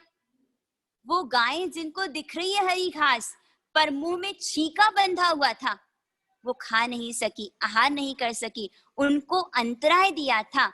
ब्याज के साथ कर्मों का भुगतान करना पड़ता है। 400 दिन तक भगवान को आहार पानी का योग नहीं बन पाया। 400 दिन भगवान रोज जाते हैं आहार के लिए, कोई सोना, कोई चांदी, कोई कहता है मेरी कन्या को स्वीकार कर लीजिए। पंच महाव्रतधारी जैन साधु 1 रुपए का सिक्का भी रख सकता है क्या? नहीं रख सकता।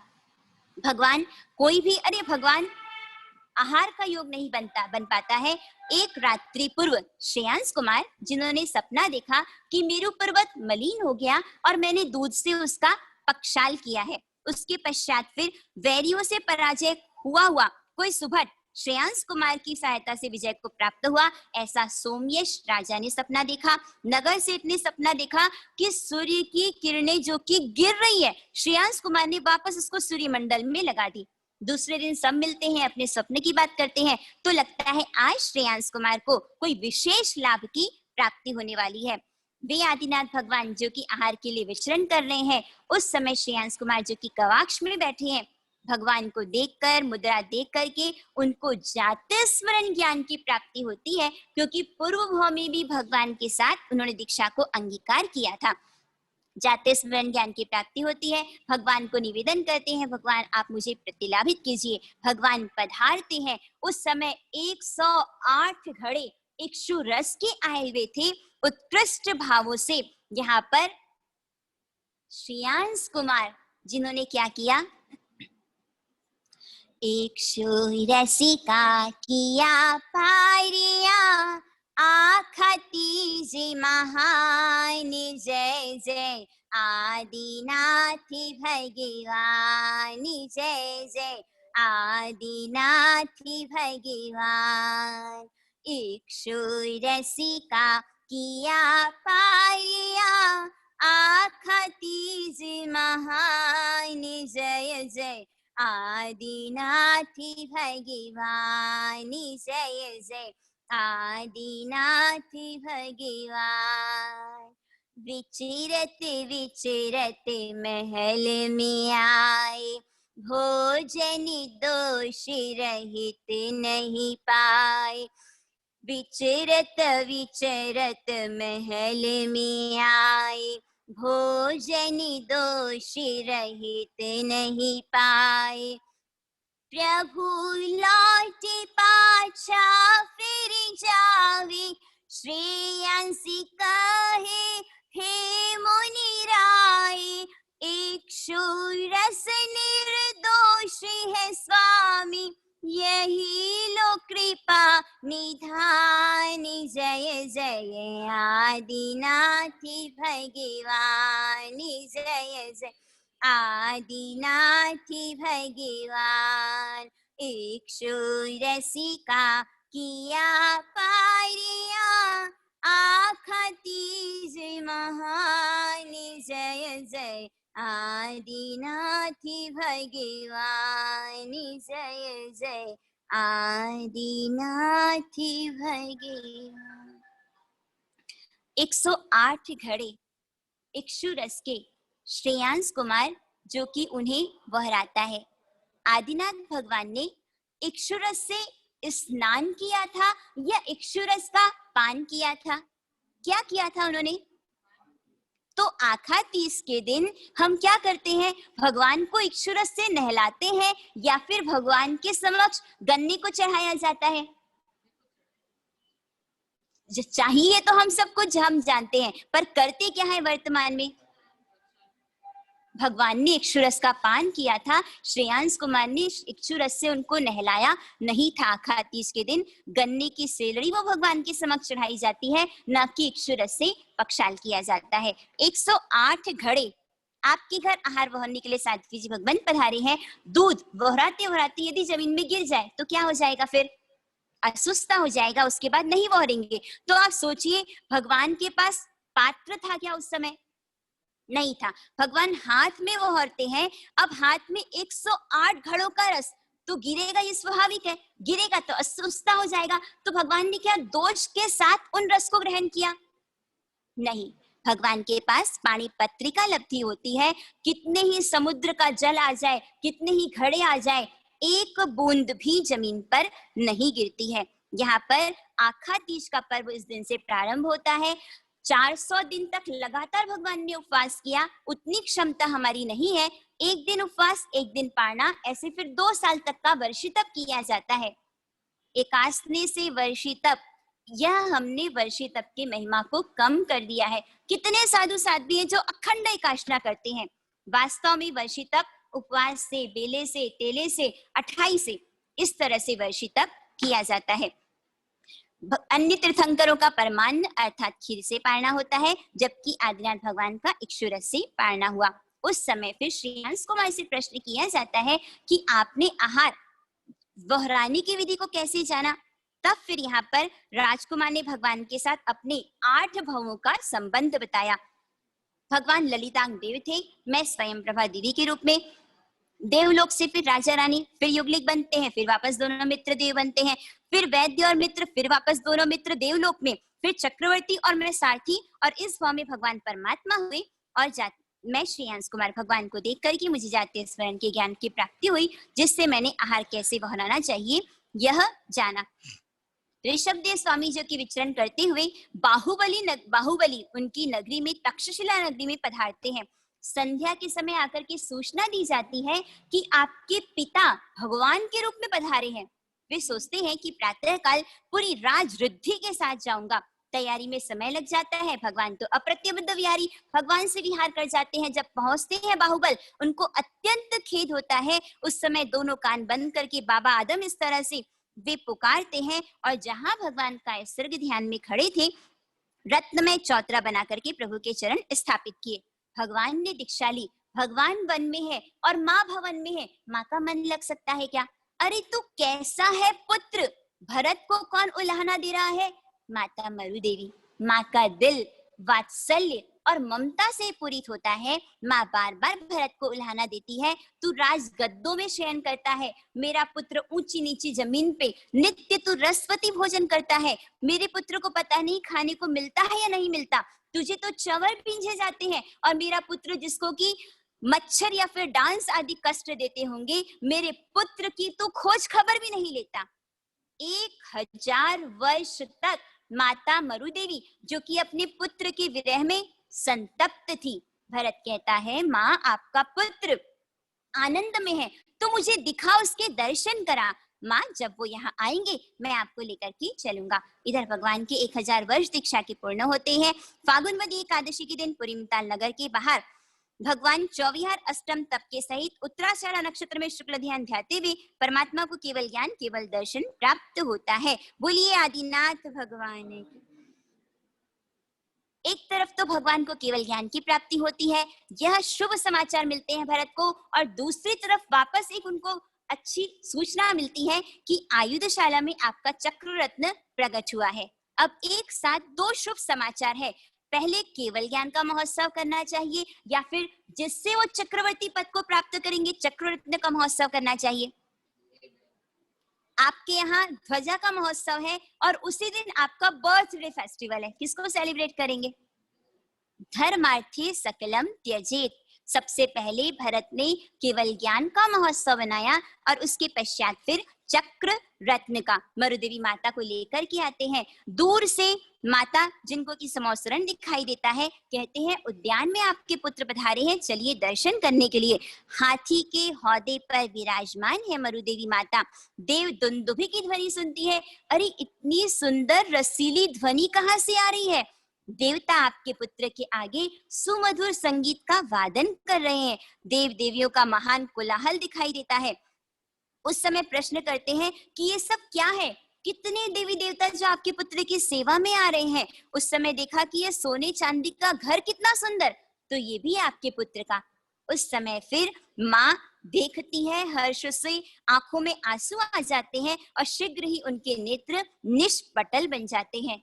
1000 वर्ष तक मैं जिस पुत्र के लिए रोती रही, कैसा मेरा मोह, धिक्कार है इस मोह को। मेरे पुत्र ने तो मेरी खबर भी नहीं ली, मेरी तो एक तरफा प्रीति थी। भगवान जो कि वीतराग परमात्मा थे, मैं सोचती थी ऋषभ एकाकी होगा, दुखी होगा, अब निरंतर भरत को मैं उलंभा देती थी, पर मेरे पुत्र ने तो याद तक नहीं किया। अरे परमात्मा तो वीतरागी है, मैं ही उनसे प्रेम करती थी, प्रीत करती थी, राग करती थी। यहाँ पर भगवान को केवल ज्ञान होता है, भगवान मोक्ष पधारे उसके पहले माता पधार जाती है, मरुदेवी माता, जो कि शुक्ल ध्यान ध्याती है। हाथी के हौदे पर चढ़कर जब हम पालिताना तीर्थ जाते हैं, आदिनाथ भगवान की प्रतिमा जी के ठीक सामने किसकी प्रतिमा है? हाथी के हौदे पर मरुदेवी माता की। वे मरुदेवी माता जो कि गुण स्थानों पर चढ़ती हुई शपक श्रेणी द्वारा अंतगढ़ केवली होकर के मरुदेवी माता जो कि हाथी के हौदे पर ही मोक्ष से पधार जाती है। मरुदेवी माता के शरीर को क्षीर सागर में बहा दिया जाता है। भरत जो कि शोकाकुल होता है, इंद्र उनके शोक को दूर करके भगवान के समोसरण में लेकर के आते हैं। भगवान ने 12 परिषदा के सामने धर्म की देशना दी। पहली ही देशना में भरत के 500 पुत्र और 700 पौत्र बोध को प्राप्त होते हैं, अर्थात एक साथ 1200 कुमारों की दीक्षा होती है। पुंडरीक प्रथम गंधर, मरीचि ने भी दीक्षा को अंगीकार किया। ब्राह्मी ने तो बाहुबली से पूछ करके दीक्षा ले ली, किंतु सुंदरी जिनको भरत चक्रवर्ती अपना स्त्री रत्न बनाना चाहते हैं, वो 6 खंड की विजय के लिए जाते हैं, जिसमें उनको 60,000 साल लग जाते हैं। नौपत की ओली में लगातार कितने दिन तक आयंबिल किया जाता है? 9 दिन तक। सुंदरी ने लगातार 60,000 वर्षों तक आयंबिल किया। मुझे तो दीक्षा ही लेनी है। लौट के आते हैं भरत चक्रवर्ती, देखते हैं काया कृश हो जाती है, तो फिर उन्हें दीक्षा की आज्ञा दी जाती है और महोत्सव के साथ फिर उनको दीक्षा प्रदान की जाती है। इधर ऐसा होता है कि भरत चक्रवर्ती, जिनका आयुध चक्र रत्न आयुषशाला में प्रवेश नहीं करता, आपने सबको जीता किंतु अपने भाइयों को नहीं। दूत को भेजा जाता है, 98 भाई वो तो जाते हैं भगवान आदिनाथ से प्रश्न करने के लिए। वैतालीय अध्ययन भगवान से सुनकर के सब प्रतिबोध को प्राप्त करते हैं। क्यों इस राज्य के पीछे पड़ते हो? जो तुम्हारा आत्म राज्य है उसे प्राप्त करो। भगवान को सुनकर के बोध को प्राप्त होते हैं और केवल ज्ञान को भी प्राप्त कर जाते हैं। उसके पश्चात अब सिर्फ कौन बचा है? बाहुबली, जिसको जीतना है। वहां पर दूत को भेजा जाता है। दूत जाकर के देखता है कि गांव गांव में, गलियों गलियों में यहाँ तो सिर्फ बाहुबली के गीत गाए जा रहे हैं, भरत को तो कोई जानता भी नहीं है। दूत आता है, दूत का तिरस्कार कर दिया जाता है। भरत और बाहुबली दोनों सगे भाई हैं, किंतु राज्य के लिए दोनों के बीच में युद्ध होता है। 12 साल तक युद्ध चलता है। कितने ही नर नारी, नर जिनकी हिंसा हो जाती है, इंद्र स्वयं फिर न्याय युद्ध करने के लिए आते हैं। 5 प्रकार का युद्ध दोनों के बीच में होता है। दृष्टि युद्ध, मुष्टि युद्ध, वचन युद्ध, बाहु युद्ध, दंड युद्ध। और 5 ही युद्ध में जीतना किसको चाहिए? चक्रवर्ती को या फिर बाहुबली को? पर जीता कौन? उसका कारण क्या? 500 मुनिराजों की उन्होंने सेवा की। किसी को सर दर्द हो रहा है, किसी के पैरों को दबाना है, जिस भी प्रकार से मालिश पत जो कुछ भी सेवा कर सकते थे। ऐसा नहीं कि माँ बिस्तर पर है, वो माँ जिसने जन्म में मेरा सब कुछ अशुचि का निवारण किया, उसके लिए एक नर्स को रख दिया जाएगा या फिर कोई परिचारिका उसकी सेवा करेगी। वो माँ जिसकी सेवा मैं स्वयं करूंगा। सेवा अप्रतिपाती गुण है, ऐसा गुण है जिससे विकास निश्चित रूप से होता ही है। और उस सेवा गुण के कारण बाहुबली, जिन्होंने ऐसा बाहुबल अर्जित किया कि जिसके कारण चक्रवर्ती भी उनसे हार जाते हैं। 5वां जब मुष्टि युद्ध होता है, उस समय भरत ने जब बाहुबली को मुष्टि से प्रहार किया तो घुटने तक जमीन में गड़ गए।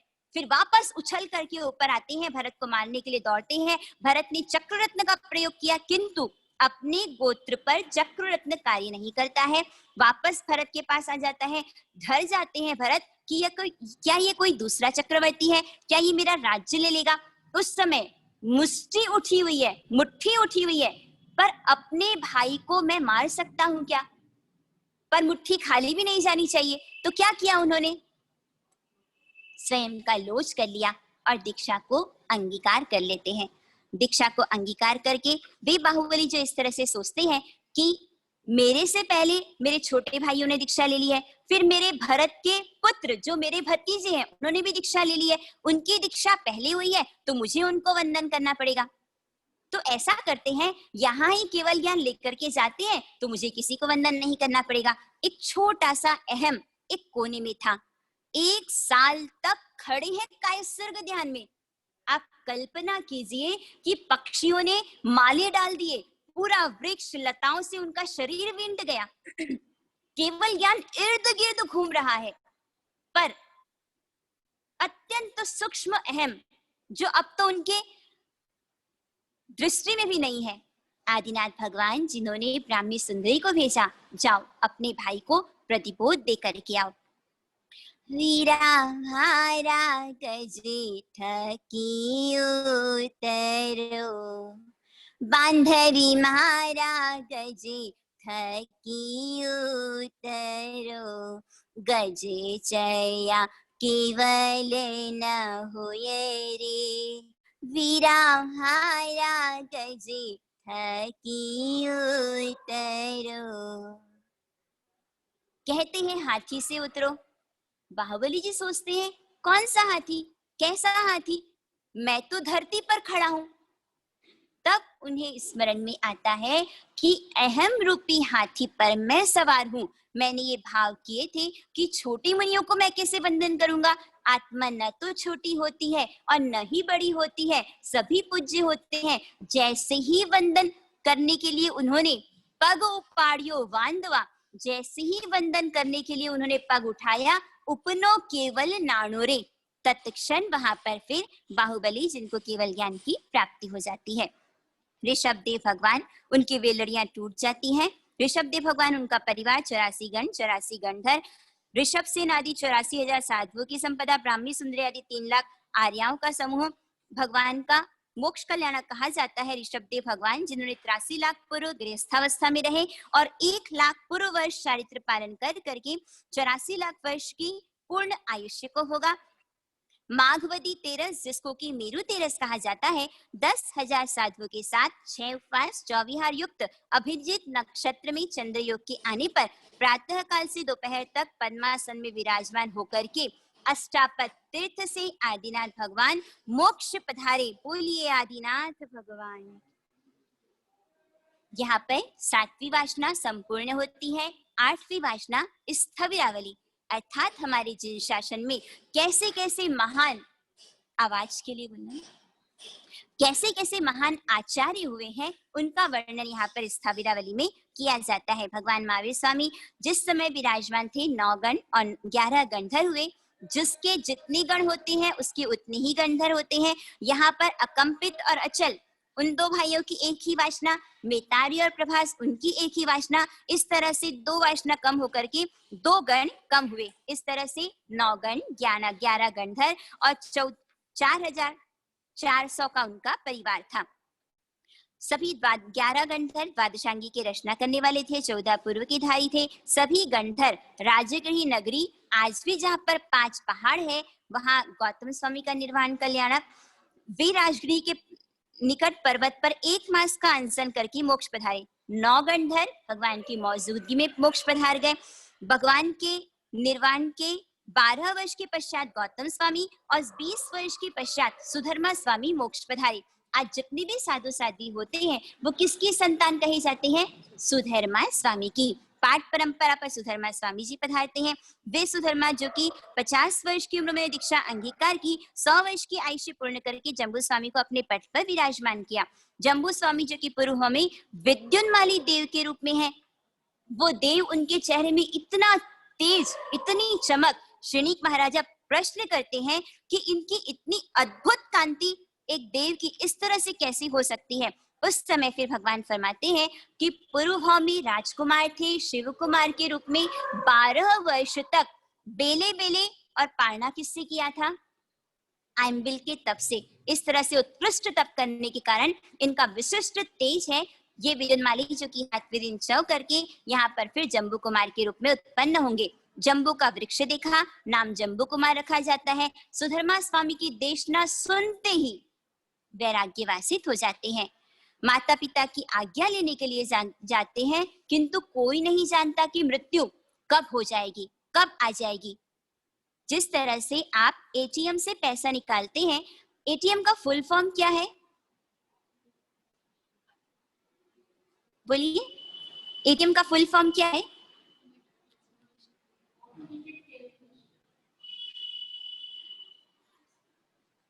एनी टाइम मौत कह सकते हैं क्या?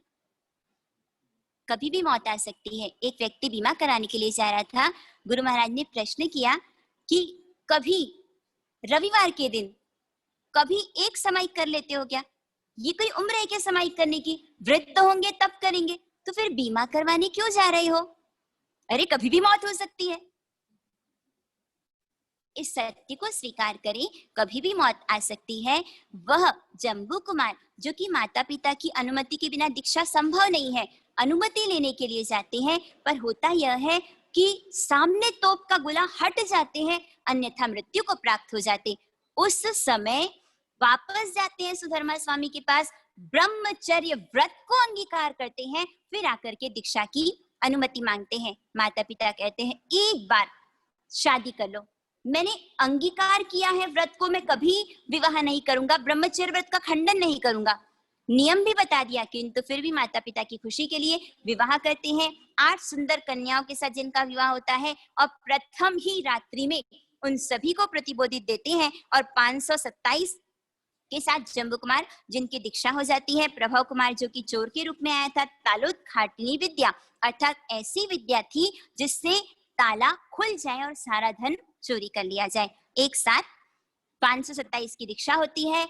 हमारे इस अवसर्पिणी में इस यहाँ पर सबसे अंत में केवल ज्ञान प्राप्त हुआ था जम्बू स्वामी को। उसके पश्चात फिर कोई भी केवल ज्ञान प्राप्त यहाँ इस समय नहीं कर सकता। इनके मुक्ति जाने के बाद 10 वस्तुओं का विच्छेद हुआ, मन अपरय ज्ञान, अर्थात अब किसी को मन अपरय ज्ञान नहीं होता, परमावधि ज्ञान नहीं, पुलाक्लब्धि, आहारक श्रेणी, श्रम श्रेणी, जिन कल्प मार्ग, परिहार, विशुद्धि, सूक्ष्म संप्राय, चारित्र, केवल ज्ञान और सिद्धि गमन, इन 10 वस्तुओं का विच्छेद हो जाता है। उसके पश्चात प्रभाव स्वामी जो कि पाठ पर विराजमान होते हैं, उन्होंने देखा कि अब सूर्य पद के योग्य कौन है, तो संघ में नहीं है, संघ से बाहर अपने शिष्यों को भेजते हैं एक ब्राह्मण के पास जो कि यज्ञ कर रहे हैं। कहा कि यज्ञ से शांति नहीं हो रही है, स्तंभ के नीचे शांतिनाथ भगवान की प्रतिमा जिसके प्रभाव से शांति हो रही है, प्रभावित होते हैं, जैन धर्म के प्रति आकर्षित होते हैं, दीक्षा को अंगीकार कर लेते हैं। और उसके पश्चात प्रभाव स्वामी के पश्चात स्वयंभू सुरेश्वर जी महाराज साहेब, पिता जिन्होंने दीक्षा ले ली, माता जो कि गर्भवती है, पुत्र का जन्म होता है, पुत्र बड़ा होता है, उसे नीबापा चिढ़ाया जाता है, अर्थात बिना बाप का। उसे बुरा लगता है, माँ से प्रश्न करता है, माँ मेरे पिताजी कौन है? तब बताते हैं स्वयंभू सुरेश्वर जी महाराज साहब जो कि तुम्हारे पिता है, उन्होंने दीक्षा अंगीकार कर ली है। पुत्र जाता है जिस गांव में पिता मुनि भगवंत विराजमान है, पिता जो कि बाहर जंगल के लिए पधारे थे, वह पुत्र प्रश्न करता है कि आप स्वयंभू सुरेश्वर जी महाराज साहब को जानते हैं क्या? पूछा किस लिए? तब पता चलता है कि यही मेरा पुत्र है। पिता पुत्र का संबंध नहीं बताओगे तो आपको दीक्षा प्रदान की जाएगी। संबंध नहीं बताते, दीक्षा भी दी जाती है। जाना कि पुत्र की आयुष्य कम है, अतः सिद्धांतों से दशवैकालिक सूत्र उद्धृत करके उसे पढ़ाया गया, बहुत अच्छे से चारित्र का पालन किया और 6 माह के पश्चात देवलोक हो जाता है। सभी लौट करके आते हैं श्रावक। उस समय किंचित आंखें गीली हो जाती है। पहली बार आपकी आंखों में इस तरह से नमी दिखाई दे रही है, इसका कारण क्या है? उस समय आचार्य भगवान कहते हैं कि मोह की महिमा विचित्र है, यह मेरा सांसारिक पुत्र था। अन्य मुनि भगवान कहते हैं कि आपने हमें क्यों नहीं बताया कि आपका पुत्र था? यदि मैं बता देता तो फिर तुम इसे व्यावच्य नहीं करने देते और व्यावच्य का लाभ नहीं प्राप्त होता तो इसकी आत्मा का निस्तार कैसे होता? इस तरह से स्वयंभू सुरेश्वर जी महाराज साहब 98 वर्ष की आयुष्य पूर्ण करके मोक्ष पधारे। उनके पट पर यशोभद्र सुरेश्वर जी महाराज साहेब, जिनके 2 शिष्य संभूत विजय और भद्रभाव स्वामी जी, वे भद्रभाव स्वामी जी जिस तरह से आज महामारी है उसी तरह से एक समय महामारी फैली थी। उस समय वह सगहरम स्तोत्र की रचना करने वाले कौन है? ये भद्रबाहु सुरेश्वर जी महाराज साहेब। वराहमिहिर और भद्रबाहु 2 सगे भाई थे, किंतु एक विनीत था, दूसरा अविनीत। दोनों ने दीक्षा को अंगीकार की, दोनों ने ही 14 पूर्वों का अध्ययन किया, किंतु गुरु महाराज ने भद्रभाहु स्वामी को विनम्र जानकर के आचार्य पदवी दे दी। गुरु ने मेरे साथ पक्षपात किया। गुरु के प्रति जिसको द्वेष आए वो इंसान तिर सकता है क्या? नहीं तिर सकता। वो संघ से अलग हो जाता है। अलग अलग उसने 14 पूर्व का अभ्यास तो था, इसलिए नवीन ज्योतिष शास्त्रों की रचना की, वराह संहिता ग्रंथ आदि रचे, ब्राह्मण को धारण कर लिया। इस तरह से ज्योतिष वो अपनी आजीविका चलाना है। एक बार ऐसा हुआ कि राजा के घर पुत्र का जन्म हुआ। वराहमिहिर जिसने 100 वर्ष की कुंडली बनाई, अर्थात पुत्र शतायु होगा, सभी आते हैं राजा को बधाई देने के लिए, किंतु भद्रभाहु स्वामी नहीं आते। क्यों नहीं आ रहे हो? देखो आपके आचार्य को वराहमिहिर कहता है अच्छा नहीं लगा आपके यहाँ पुत्र का जन्म हुआ। तब भद्रभाहु कहते हैं कि आज से 8वें दिन पुत्र का मरण हो जाएगा। सब और किससे होगा? एक बिल्ली के माध्यम से। सब तरफ पैक कर दिया गया, कहीं कोई बिल्ली आ ना सके।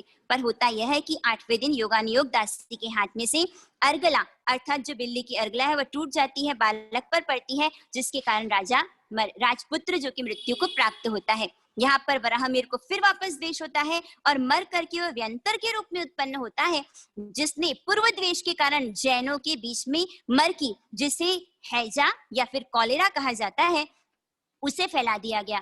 उस समय फिर भद्रभाहु सुरेश्वर जी महाराज साहेब उव सगहरम पासम पासम वंदामी, उव सगहरम स्तोत्र की रचना की। घर घर में जिसका पाठ होने लगा और उसके प्रभाव से व्यंतर भाग गया, सर्वत्र शांति हो गई। अब ऐसा होता कि गाय दूध नहीं दे रही है तो भी वो सगहरम स्तोत्र, पेट दुख रहा है तो भी वो सगहरम स्तोत्र, शेषनाग परेशान हो गया। भद्रभाऊ स्वामी के पास आकर के कहता है कि भगवान, इस तरह तो बार बार मुझे याद किया जाता है, निवेदन किया जाता है, अति प्रभावशालिनी छठी गाथा को आप भंडार कर दीजिए। मैं जो भी इस स्तोत्र का पाठ किया जाएगा, मैं अपने स्थान पर रहकर ही उपसर्ग का निवारण कर दूंगा। इस स्तोत्रों का अपना विशिष्ट प्रभाव होता है।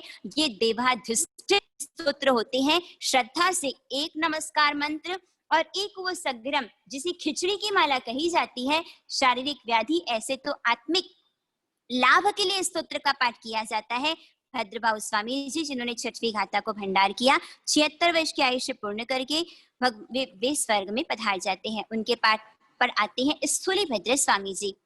कोई भी तीर्थंकर परमात्मा, कितनी चौबीसी तक उनका नाम रहता है? 3 चौबीसी। जैसा कि बड़ी शांति में हम बोलते हैं, अतीत, वर्तमान और अनागत। किंतु स्थूलीभद्र स्वामी जी ऐसे हैं जिनके ब्रह्मचर्य का ऐसा प्रबल बल था कि आने वाली 84 चौबीसी तक उनका नाम रहेगा। वे स्थूलीभद्र स्वामी जी 12 वर्ष तक कोषावेश्या के घर में रहे। 12.5 करोड़ सुनैये उन पर खर्च कर दिए गए। जब पता चलता है कि प्रपंच से, कपट से पिता की मृत्यु करवाई गई है, तब जितने गिरते हैं, गिरे तो चकनाचूर, चढ़े तो रस भरपूर। चढ़ते हैं, वैराग्य जागृत होता है, रत्न कंबल को रजोहरण बनाकर के दीक्षा को अंगीकार कर लेते हैं। गुरु महाराज के पास पहुंच जाते हैं और गुरु महाराज से अनुमति मांगते हैं कि पहला चातुर्मास, आप सोचिए, कोषावेश्या के यहाँ करते हैं। वर्षा काल का समय है, मेघ जो की गरजते हैं, बिजलियां जो की चमकती है, मयूर की पुकार पिहू पिहू की हो रही है। रसवती 16 श्रृंगार सजीवी कोषावेश्या कामोद्दीपक नृत्य करती है। रंग बिरंगे सुंदर चित्र बने हुए हैं। 4 माह तक बड़े से बड़ा ब्रह्मचारी भी जो कि विषय के गर्त में चला जाए, किंतु स्थूलीभद्र स्वामी जी, जो कि एक रोम भी जिनका कंपायमान नहीं हुआ, कहीं उनको विकार नहीं आया, ऐसे स्थूलीभद्र स्वामी जी चातुर्मास संपूर्ण करके कोषावेश्या को भी क्या बना दिया? शांत। 4 मुनि भगवंत थे।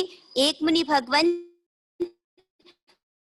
जिन्होंने कोषावेश्या सिंह की गुफा में, अर्थात जहां सिंह वहां। तीसरे मुनि भगवंत तो सांप का बिल है वहां, जिन्होंने कुएं के बीच में काष्ठ पर चातुर्मास किया। तीनों मुनि भगवंत आते हैं। अहो दुष्कर, कुछ खड़े होते हैं गुरु महाराज, किंतु जब स्थूली स्वामी जी आते हैं तो आनंदित हो जाते हैं। दुष्कर दुष्कर दुष्कर, ईर्ष्या से जल जाते हैं। हम हमारे लिए तो एक बार, और इनकी इतनी प्रशंसा। उस समय फिर जिन्होंने सिंह की गुफा में चातुर्मास किया था, गुरु महाराज ने मना किया था, किंतु फिर भी जाते हैं कोषावेश्या क्या चातुर्मास करने, मुझे भी प्रशंसा चाहिए।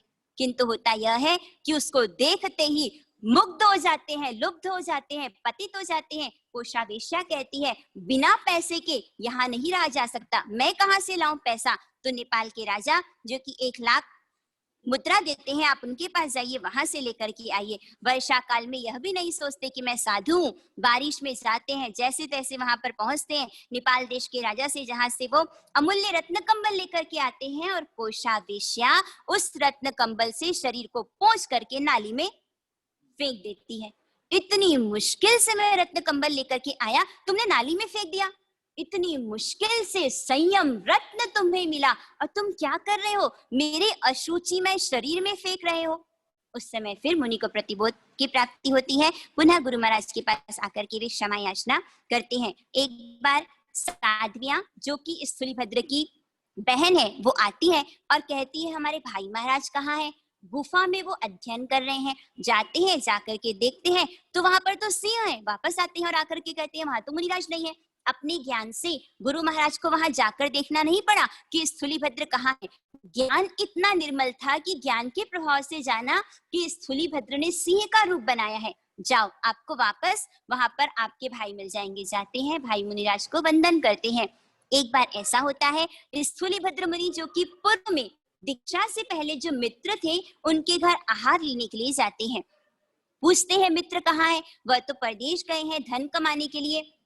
ऐसा कहा जाता है अस्तेय प्रतिष्ठायाम सर्वरत्नोपस्थापनम, अर्थात एक घास का तिनका भी जो बिना किसी की आज्ञा के नहीं लेता, ऐसा अस्तेय व्रत परिपूर्ण रूप से जो पालन करता है, उसकी दृष्टि ऐसी होती है कि दीवार में या फिर जमीन पर रत्न यदि गड़े हुए होते हैं तो उसके दृष्टि के प्रभाव से वो दिख जाते हैं।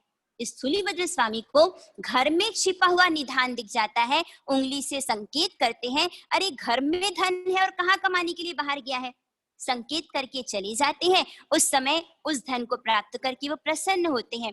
गुरु महाराज कहते हैं, आपने ज्ञान के अहंकार से सिंह का रूप बनाया, दूसरा धन को प्रगटाया जो साधु का कर्तव्य नहीं है, इसलिए आगे की वासना आपको नहीं दी जाएगी।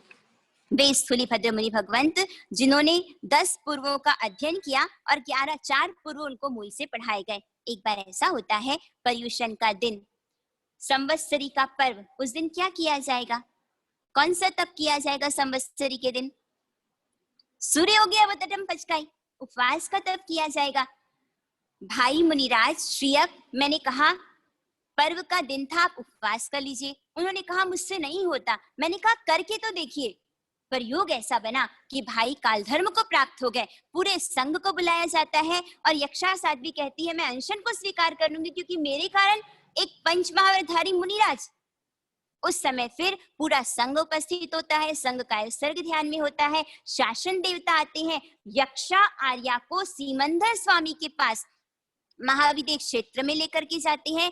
हम जो शासन देवता की आराधना करते हैं, जैसे आपके यहाँ वरुण यक्ष नरदत्ता देवी जो कि मुनिसुरत भगवान के शासन देवी शासन देवता है, ये यक्ष जब कभी जिन शासन पर संकट आता है, विघ्न आता है, उसका ये निवारण करते हैं। यहाँ पर स्वयं शासन देवता आते हैं, महाविद्य क्षेत्र लेकर के जाते हैं। उस समय सिमंदर स्वामी कहते हैं, अहो यक्षा साध्वी, आप सर्वथा निर्दोष हो। उस समय वापस वो 2 चूलिका लेकर के वहां से पुनः पधार जाती है। इस तरह से जम्बू स्वामी, प्रभाव स्वामी, स्वयंवर सुरेश्वर जी महाराज साहब, यशोभद्र सुरेश्वर जी महाराज साहब, संभूत विजय जी महाराज साहब, भद्रभाव सुरेश्वर जी महाराज साहब और स्थूलीभद्र सुरेश्वर जी महाराज साहब, ये सभी 14 पूर्वधारी शुद्ध केवली होते हैं। स्थूलीभद्र स्वामी के 2 शिष्य हैं, आर्य महागिरी और आर्य स्वस्ति सुरेश्वर जी महाराज साहब। अब आर्य स्वस्ति सुरेश्वर जी महाराज साहब जिनका प्रबंध बताया जाता है, एक समय ऐसा होता है कि दुष्काल, धन धान्य की प्राप्ति नहीं होती है। मुनिराज जो कि आहार वहरने के लिए आते हैं, महाराज साहब वहरिए वहरिए वहरिए, मना करने के बावजूद भी उल्लास से उनको वहराया जाता है। और यह दृश्य देखता है एक भिखारी, मेरी अतड़ियां सूख गई, पीठ पेट से चिपक गई, कितना समय हो गया कि खाने को नसीब नहीं हो रहा, और देखो कितना अहोभाव से ये इनको दे रहे हैं। उनके पीछे पीछे चले जाते हैं, मुझे भी दीजिए। हम नहीं देते, किसके पास लेकर के जाते हैं? जो बड़े आचार्य भगवंत है उनके पास लेकर के जाते हैं। उस समय क्या किया? उस भिखारी का तिरस्कार किया गया। क्या? Every sinner has a bitter past. हर पापी, हो सकता है कि एक भूतकाल, ऐसा भूतकाल जो निंदनीय हो, किंतु ऐसे देखा जाए every saint has a bitter past, every sinner has a bright future. हो सकता है कि अतीत बुरा हो पर भविष्य कैसा हो सकता है? उज्जवल हो सकता है। आज वो भिखारी है, हम तो सिर्फ शरीर की दृष्टि से भिखारी के रूप में उसे भिखारी जानेंगे, पर मुनिराज ने जाना कि इसका भावी उज्जवल है। शासन की प्रभावना के लिए किसको दीक्षा दी गई? भिखारी को दे सकते हैं क्या दीक्षा? अरे उसको यहाँ ऊपर उपाश्रय में भी नहीं आने दिया जाएगा। पर स्वस्ति सुरेश्वर जी महाराज साहब जिन्होंने अपने ज्ञान बल से जाना, उन्हें दीक्षा प्रदान करते हैं। दीक्षा लेने के बाद तो क्या होता है, कोई हाथ दबा रहा है, कोई पैर दबा रहा है, इतने समय के बाद खाने को मिलता है, तृप्त होकर के आहार करते हैं। योग ऐसा होता है कि उस दिन आयुष्य की पूर्ति, किंतु साधु धर्म के प्रति इतने अहोभाव आते हैं। एक दिन मेरी कैसी दुर्दशा थी और आज सब मेरी कितनी सेवा कर रहे हैं। एक दिन का चारित्र पाल करके वो वहां से काल कर जाते हैं। वे अब किस रूप में उत्पन्न हुए भिखारी? क्या बन गए वो? संप्रति राजा, 1.25 लाख जिन मंदिर बनाने वाले, 1.25 करोड़ प्रतिमाओं को भराने वाले स्वस्ति सुरेश्वर जी महाराज साहब को देखा तो जाति स्मरण ज्ञान से पता चला यही मेरे तारक गुरु भगवंत है। आपने मुझे पहचाना, अवश्य पहचाना। पूर्व भाव में तुम मेरे शिष्य थे। अव्यक्त समायिक का फल क्या है? अर्थात कोई जानकारी नहीं थी, कोई समझ नहीं थी, मैंने चारित्र को अंगीकार किया, तो भी उसका फल राज्य आदि है। तो जो सोच समझ के सम्यक ज्ञान के बल पर चरित्र का पालन करे, उसको क्या लाभ की प्राप्ति होगी? राज्य आदि यह सब कुछ आपकी कृपा से मुझे प्राप्त हुआ है। उनके मार्गदर्शन में उन्होंने जिन शासन की महती प्रभावना की, 1.25 जिन मंदिर बनवाए, 1.25 जिन प्रतिमाएं भरवाई, आज भी आप देखिएगा बहुत जगह जो प्राचीन प्रतिमाएं दिखती हैं, संप्रति महाराजा के द्वारा भराई गई प्रतिमाएं। 13,000 जीर्णोद्धार करवाए, 65,000 सप्त धातु की प्रतिमाएं बनवाई, 100 दानशालाएं कायम करवाई। जहां जहां साधुओं के विहार योग्य क्षेत्र नहीं है, उन्हें विहार योग्य क्षेत्र बनाया। स्वस्ति सुरेश्वर जी के 2 शिष्य हुए, कौटिक और काकंदर। उसके पश्चात फिर वज्र स्वामी। एक बार ऐसा होता है कि पिता दीक्षा ले लेते हैं, फिर वापस, जैसा हमने मनक मुनि शंभव सुरेश्वर जी महाराज साहब के लिए सुना था, यहाँ पर पत्नी गर्भवती है, किंतु संसार खारा जहर लगता है, मुझे मेरी आत्मा को निर्मल बनाना है, मुझे अपने मनुष्य जीवन को व्यर्थ नहीं गंवाना है। दीक्षा को अंगीकार कर लेते हैं। इधर पुत्र का जन्म होता है, मेरे पिता दीक्षित हैं सुन करके पुत्र को जाति स्मरण ज्ञान की प्राप्ति हो जाती है। वो नन्हा सा पुत्र नवजात शिशु रोते जाता है, रोते जाता है, रोते जाता है, माँ परेशान हो जाती है। 3 वर्ष के बाद वापस वहां पर आना होता है। गुरु भगवान कहते हैं कि आज सचित या अचित जो भी भिक्षा मिले ले आना। जब दीक्षा होती है तब गुरु महाराज को सचित भिक्षा वो हराई जाती है। किस रूप में? वो लड़की या वो राजकुमार जो दीक्षा ले रहा है, आप इसे स्वीकार कीजिए। आहार बहरने के लिए जाते हैं, उस समय सांसारिक पत्नी कहती है, आपका पुत्र मुझे बहुत परेशान करता है, रो रो के इसे ले जा लो यहाँ से। आज तो देती हो, किंतु बाद में वापस मत लेना। स्त्रियों की साक्षी रख करके पुत्र को वहर करके लाते हैं। झोली में पुत्र है, गुरु महाराज को संभला दिया जाता है। झोली भारी थी, इसलिए पुत्र का नाम क्या रखा गया? वज्र कुमार। वह वज्र कुमार जो कि अब श्राविकाएं जिनका पालन पोषण करती हैं, पालना में झूलते झूलते, पालने में झूलते झूलते वे वज्र कुमार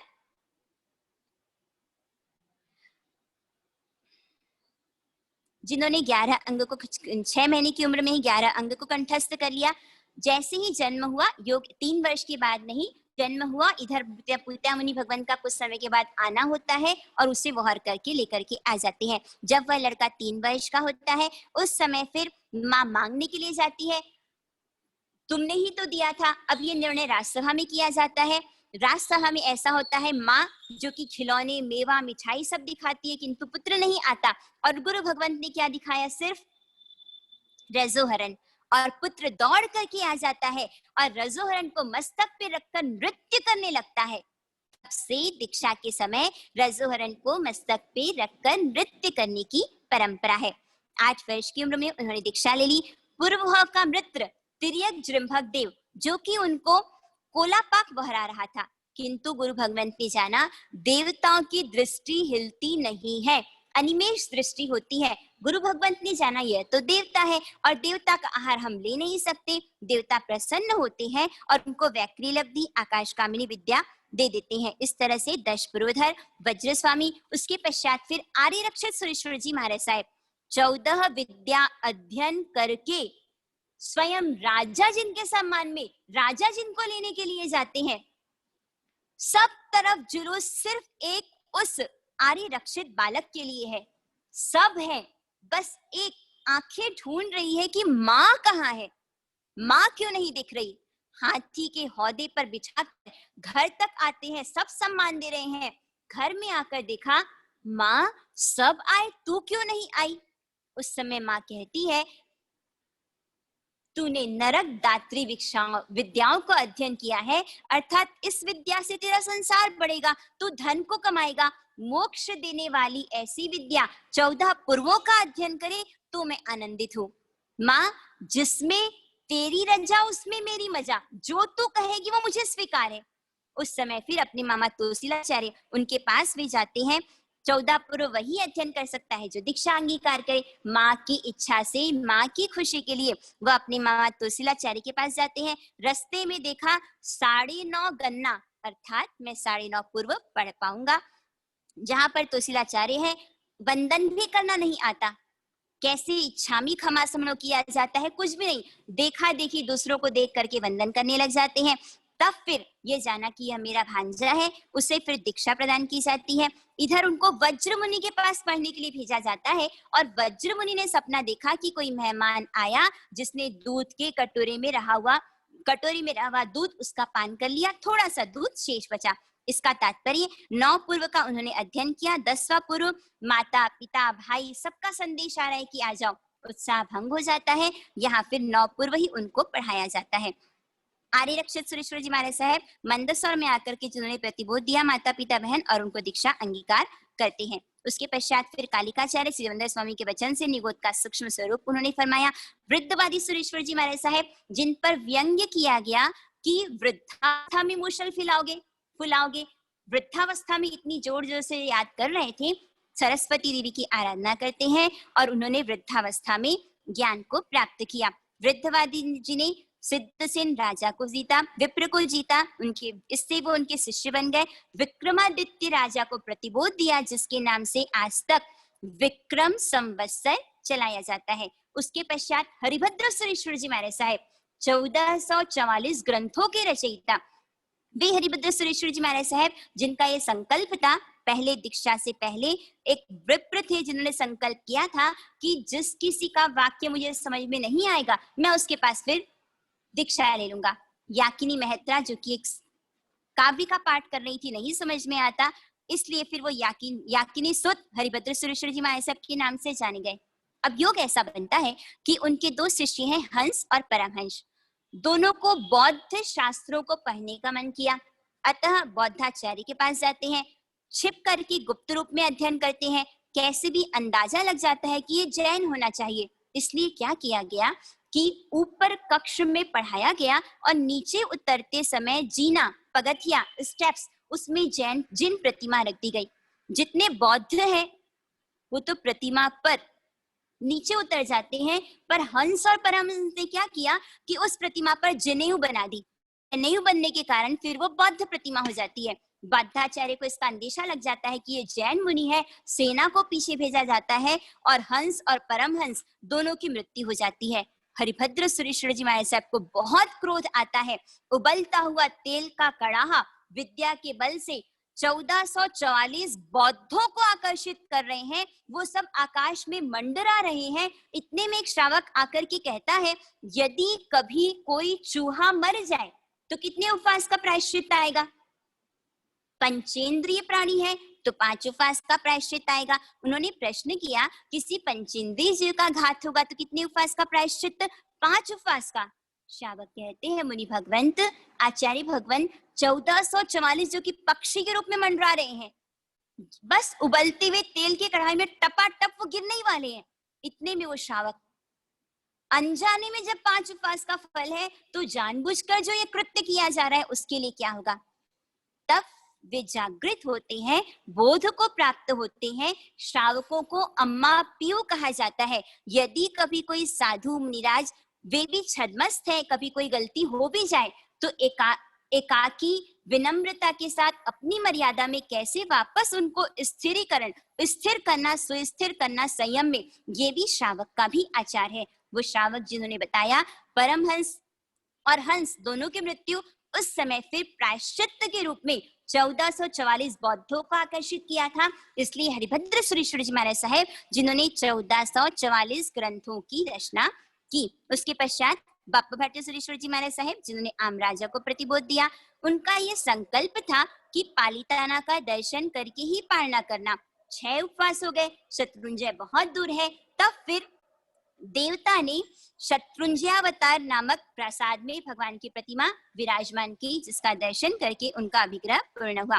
पादलिप्ताचार्य जी अर्थात पैरों में लेप करते थे। शत्रुंजय, शिखर जी, आबू, गिरनार, अष्टापद, इन सारे तीर्थों की यात्रा करके फिर पालना करते थे। ऐसे पादलिप्त सुरेश्वर जी महाराज साहब, ओश वंश के स्थापक रत्नप्रभ सुरेश्वर जी महाराज साहब, जिन्होंने एक तरफ ओसिया जी, जो आप कहते हैं, लगभग आप जानते होंगे, ओसिया माता जी ने कहा जाता है, एक तरफ ओसिया जी और दूसरी तरफ करंट, एक साथ 2 जगह की प्रतिष्ठा जिन्होंने कराई, ऐसे रत्नप्रभ सुरेश्वर जी महाराज साहब।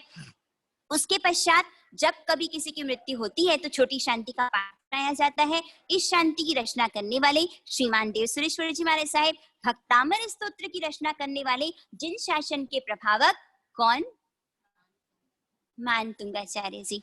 और उसके पश्चात फिर कुमारपाल राजा 18 लाख घोड़ों को कौन सा पानी, छना हुआ पानी पिलाते थे। यदि कोई मारो काटो शब्द का प्रयोग किया जाए तो उसे दंड दिया जाता था। यदि कोई जू को भी मार दे, एक जिसने जू को मारा तो उसके प्रायश्चित में उसे एक मंदिर बनवाना पड़ा जिसका नाम यू का विहार। ऐसे कुमारपाल महाराजा जिनको प्रतिबोध देने वाले हेमचंद्र सुरेश्वर जी महाराज साहेब जो कि पाठ परंपरा में पधारे। उसके पश्चात फिर खरतर गच्छ का प्रारंभ होता है जिनेश्वर सुरेश्वर जी महाराज साहेब, दुर्लभ राजा की सभा में जिनको खरतर विरुद्ध प्राप्त हुआ, ऐसे जिनेश्वर सुरेश्वर जी महाराज साहेब।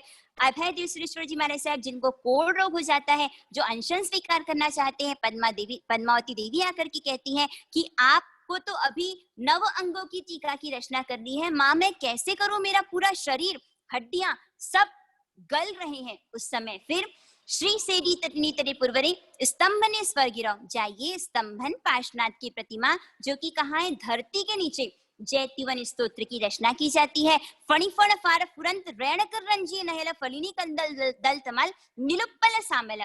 जैसे ही सत्रवी गाथा बोलते हैं, देखिए गाथा का स्तोत्र का कैसा प्रभाव होता है। सत्रवी गाथा बोलते ही क्या हो जाता है, धरती फट जाती है और स्तंभन पार्श्वनाथ भगवान की प्रतिमा जो कि प्रकट होती है, जिसके पक्षाल जल के प्रभाव से, पक्षाल जल किस पर छीटा जाता है, अभय देव सुरेश्वर जी महाराज साहब, और उस जल के प्रभाव से उनका पूरा का पूरा कोढ़ रोग क्या हो जाता है। हम ध्यान रखें कि पक्षाल जल जिसका उपयोग नाभि के ऊपर ही किया जाता है, ऐसे कलश लेके एक जगह से दूसरी जगह जा रहे हैं और कलश का पानी धरती पर गिर रहा है, ऐसा अविवेक नहीं होना चाहिए। नवांगी टीकाकार अभय देव सुरेश्वर जी महाराज साहब, 12वां अंग दृष्टिवाद जो कि लुप्त हो चुका है, 9 अंगों की टीका की थी अभय देव सुरेश्वर जी महाराज साहब। उसके पश्चात अनेक ग्रंथों की ग्रंथकर्ता जिन वल्लभ सुरेश्वर जी महाराज साहेब और दासानुदासाइव सैव देवा यदि पादाब्जत लीलु छन्ति मरुस्थली कल्पतरु सजीयात युग प्रधानो जिन दत्त सूरी। कैसे जाने कि युग प्रधान कौन?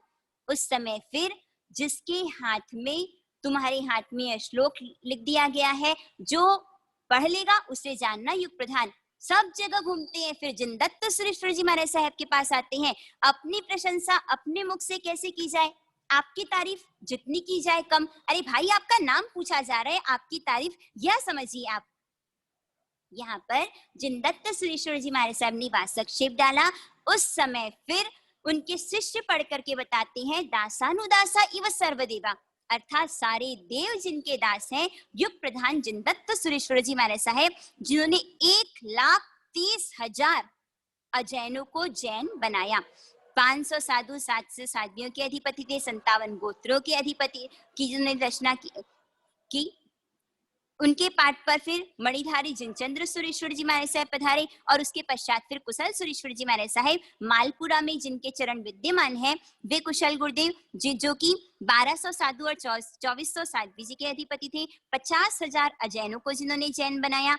शत्रुंजय तीर्थ, पालीताना तीर्थ जहाँ पर 9 टूक है, उसमें खरतर वसई जिसकी उन्होंने प्रतिष्ठा करवाई। उसके पश्चात अकबर जैसे राजा को प्रतिबोध देने वाले जिनचंद्र सुरेश्वर जी महाराज साहेब, गौतम राज के कर्ता जिन कुशल सुरेश्वर जी के शिष्य विनय प्रभ उपाध्याय, भाई दरिद्र था, उसकी दरिद्रता को दूर करने के लिए अनंत लब्धि सिद्धि के दायक ऐसे गौतम स्वामी, उसके राज की रचना की गई गौतम राज के रूप में।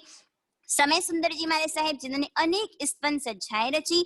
यदि समय, यह कहा जाता है समय सुंदर जी महाराज साहेब यदि रचना नहीं करते तो जैनी क्या गाते। राजानो दत्ते सौख्यम 8 अक्षरों के 8 लाख अर्थ वाली अष्टलक्षी उन्होंने बनवाई। उसके पश्चात फिर देवचंद जी महाराज साहेब जो कि महाविद्य क्षेत्र में केवल ज्ञानी के रूप में विचरण कर रहे हैं, 24 BC ऐसी अध्यात्म प्रेरक अनेक स्तवनों की रचना की। आनंद घर जी महाराज साहब हुए। उसके बाद क्षमा कल्याण जी महाराज साहब, दीक्षा के समय क्षमा कल्याण जी महाराज साहब के नाम का वासक्षेप डाला जाता है, वे हुए जिन्होंने जी विचार पर टीका लिखी है। उसके पश्चात फिर सुख सागर जी महाराज साहेब इस तरह से स्थविरावली यहाँ पर संपूर्ण होती है। 8वीं वासना यहाँ पर संपूर्ण होती है। कल्प सूत्र का वाचन गुरु कृपा से निर्विघ्न यहाँ पर संपूर्ण होता है। वाचन के समय उत्सूत्र प्ररूपना या फिर कुछ अनुचित कहा हो उसके लिए त्रिविध त्रिविध मिच्छामि दुक्कड़म। आहो आहो श्री सद्गुरु करुणा सिंधु अपार, आपा मरी परि प्रभु करियो, आहो आहो पिकार जी स्वरूपी समिझ्या विना, पायो दुखी अनंत समिझाव्યું તે પદે નમો। श्री सद्गुरु भगवान परम पुरुषी प्रभु सद्गुरु, परम ज्ञान सुखी धाम, जेहनी हाप्यों भाननीस तिहनी सदा प्रयाम, देह छेता जेहनी दशा, वरते देहातीत ते ज्ञानी ना चरमा हो वंदनीय।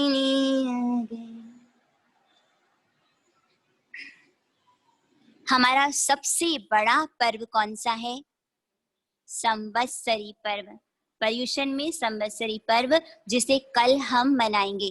जूम के माध्यम से तो 8 दिन आपने प्रवचन श्रवण किया, कल ठीक 8:30 बजे शुरू कर दे।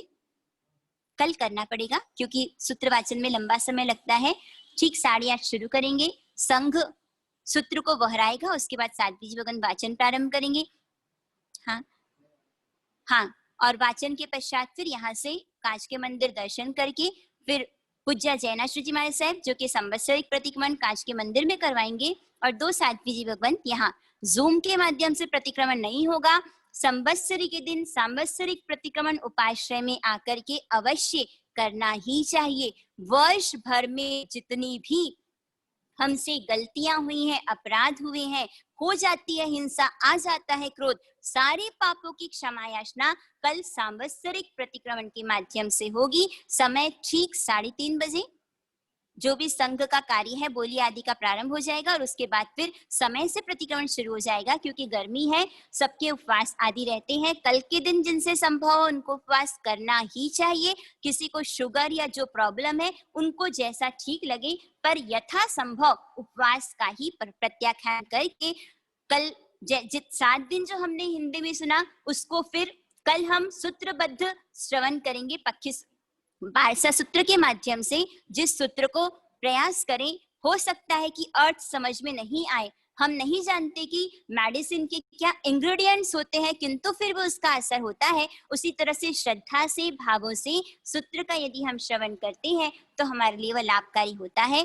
कल ठीक सुबह 8:30 बजे प्रारंभ हो जाएगा यहाँ पर, और दोपहर में ठीक 3:30 बजे प्रतिक्रमण का समय।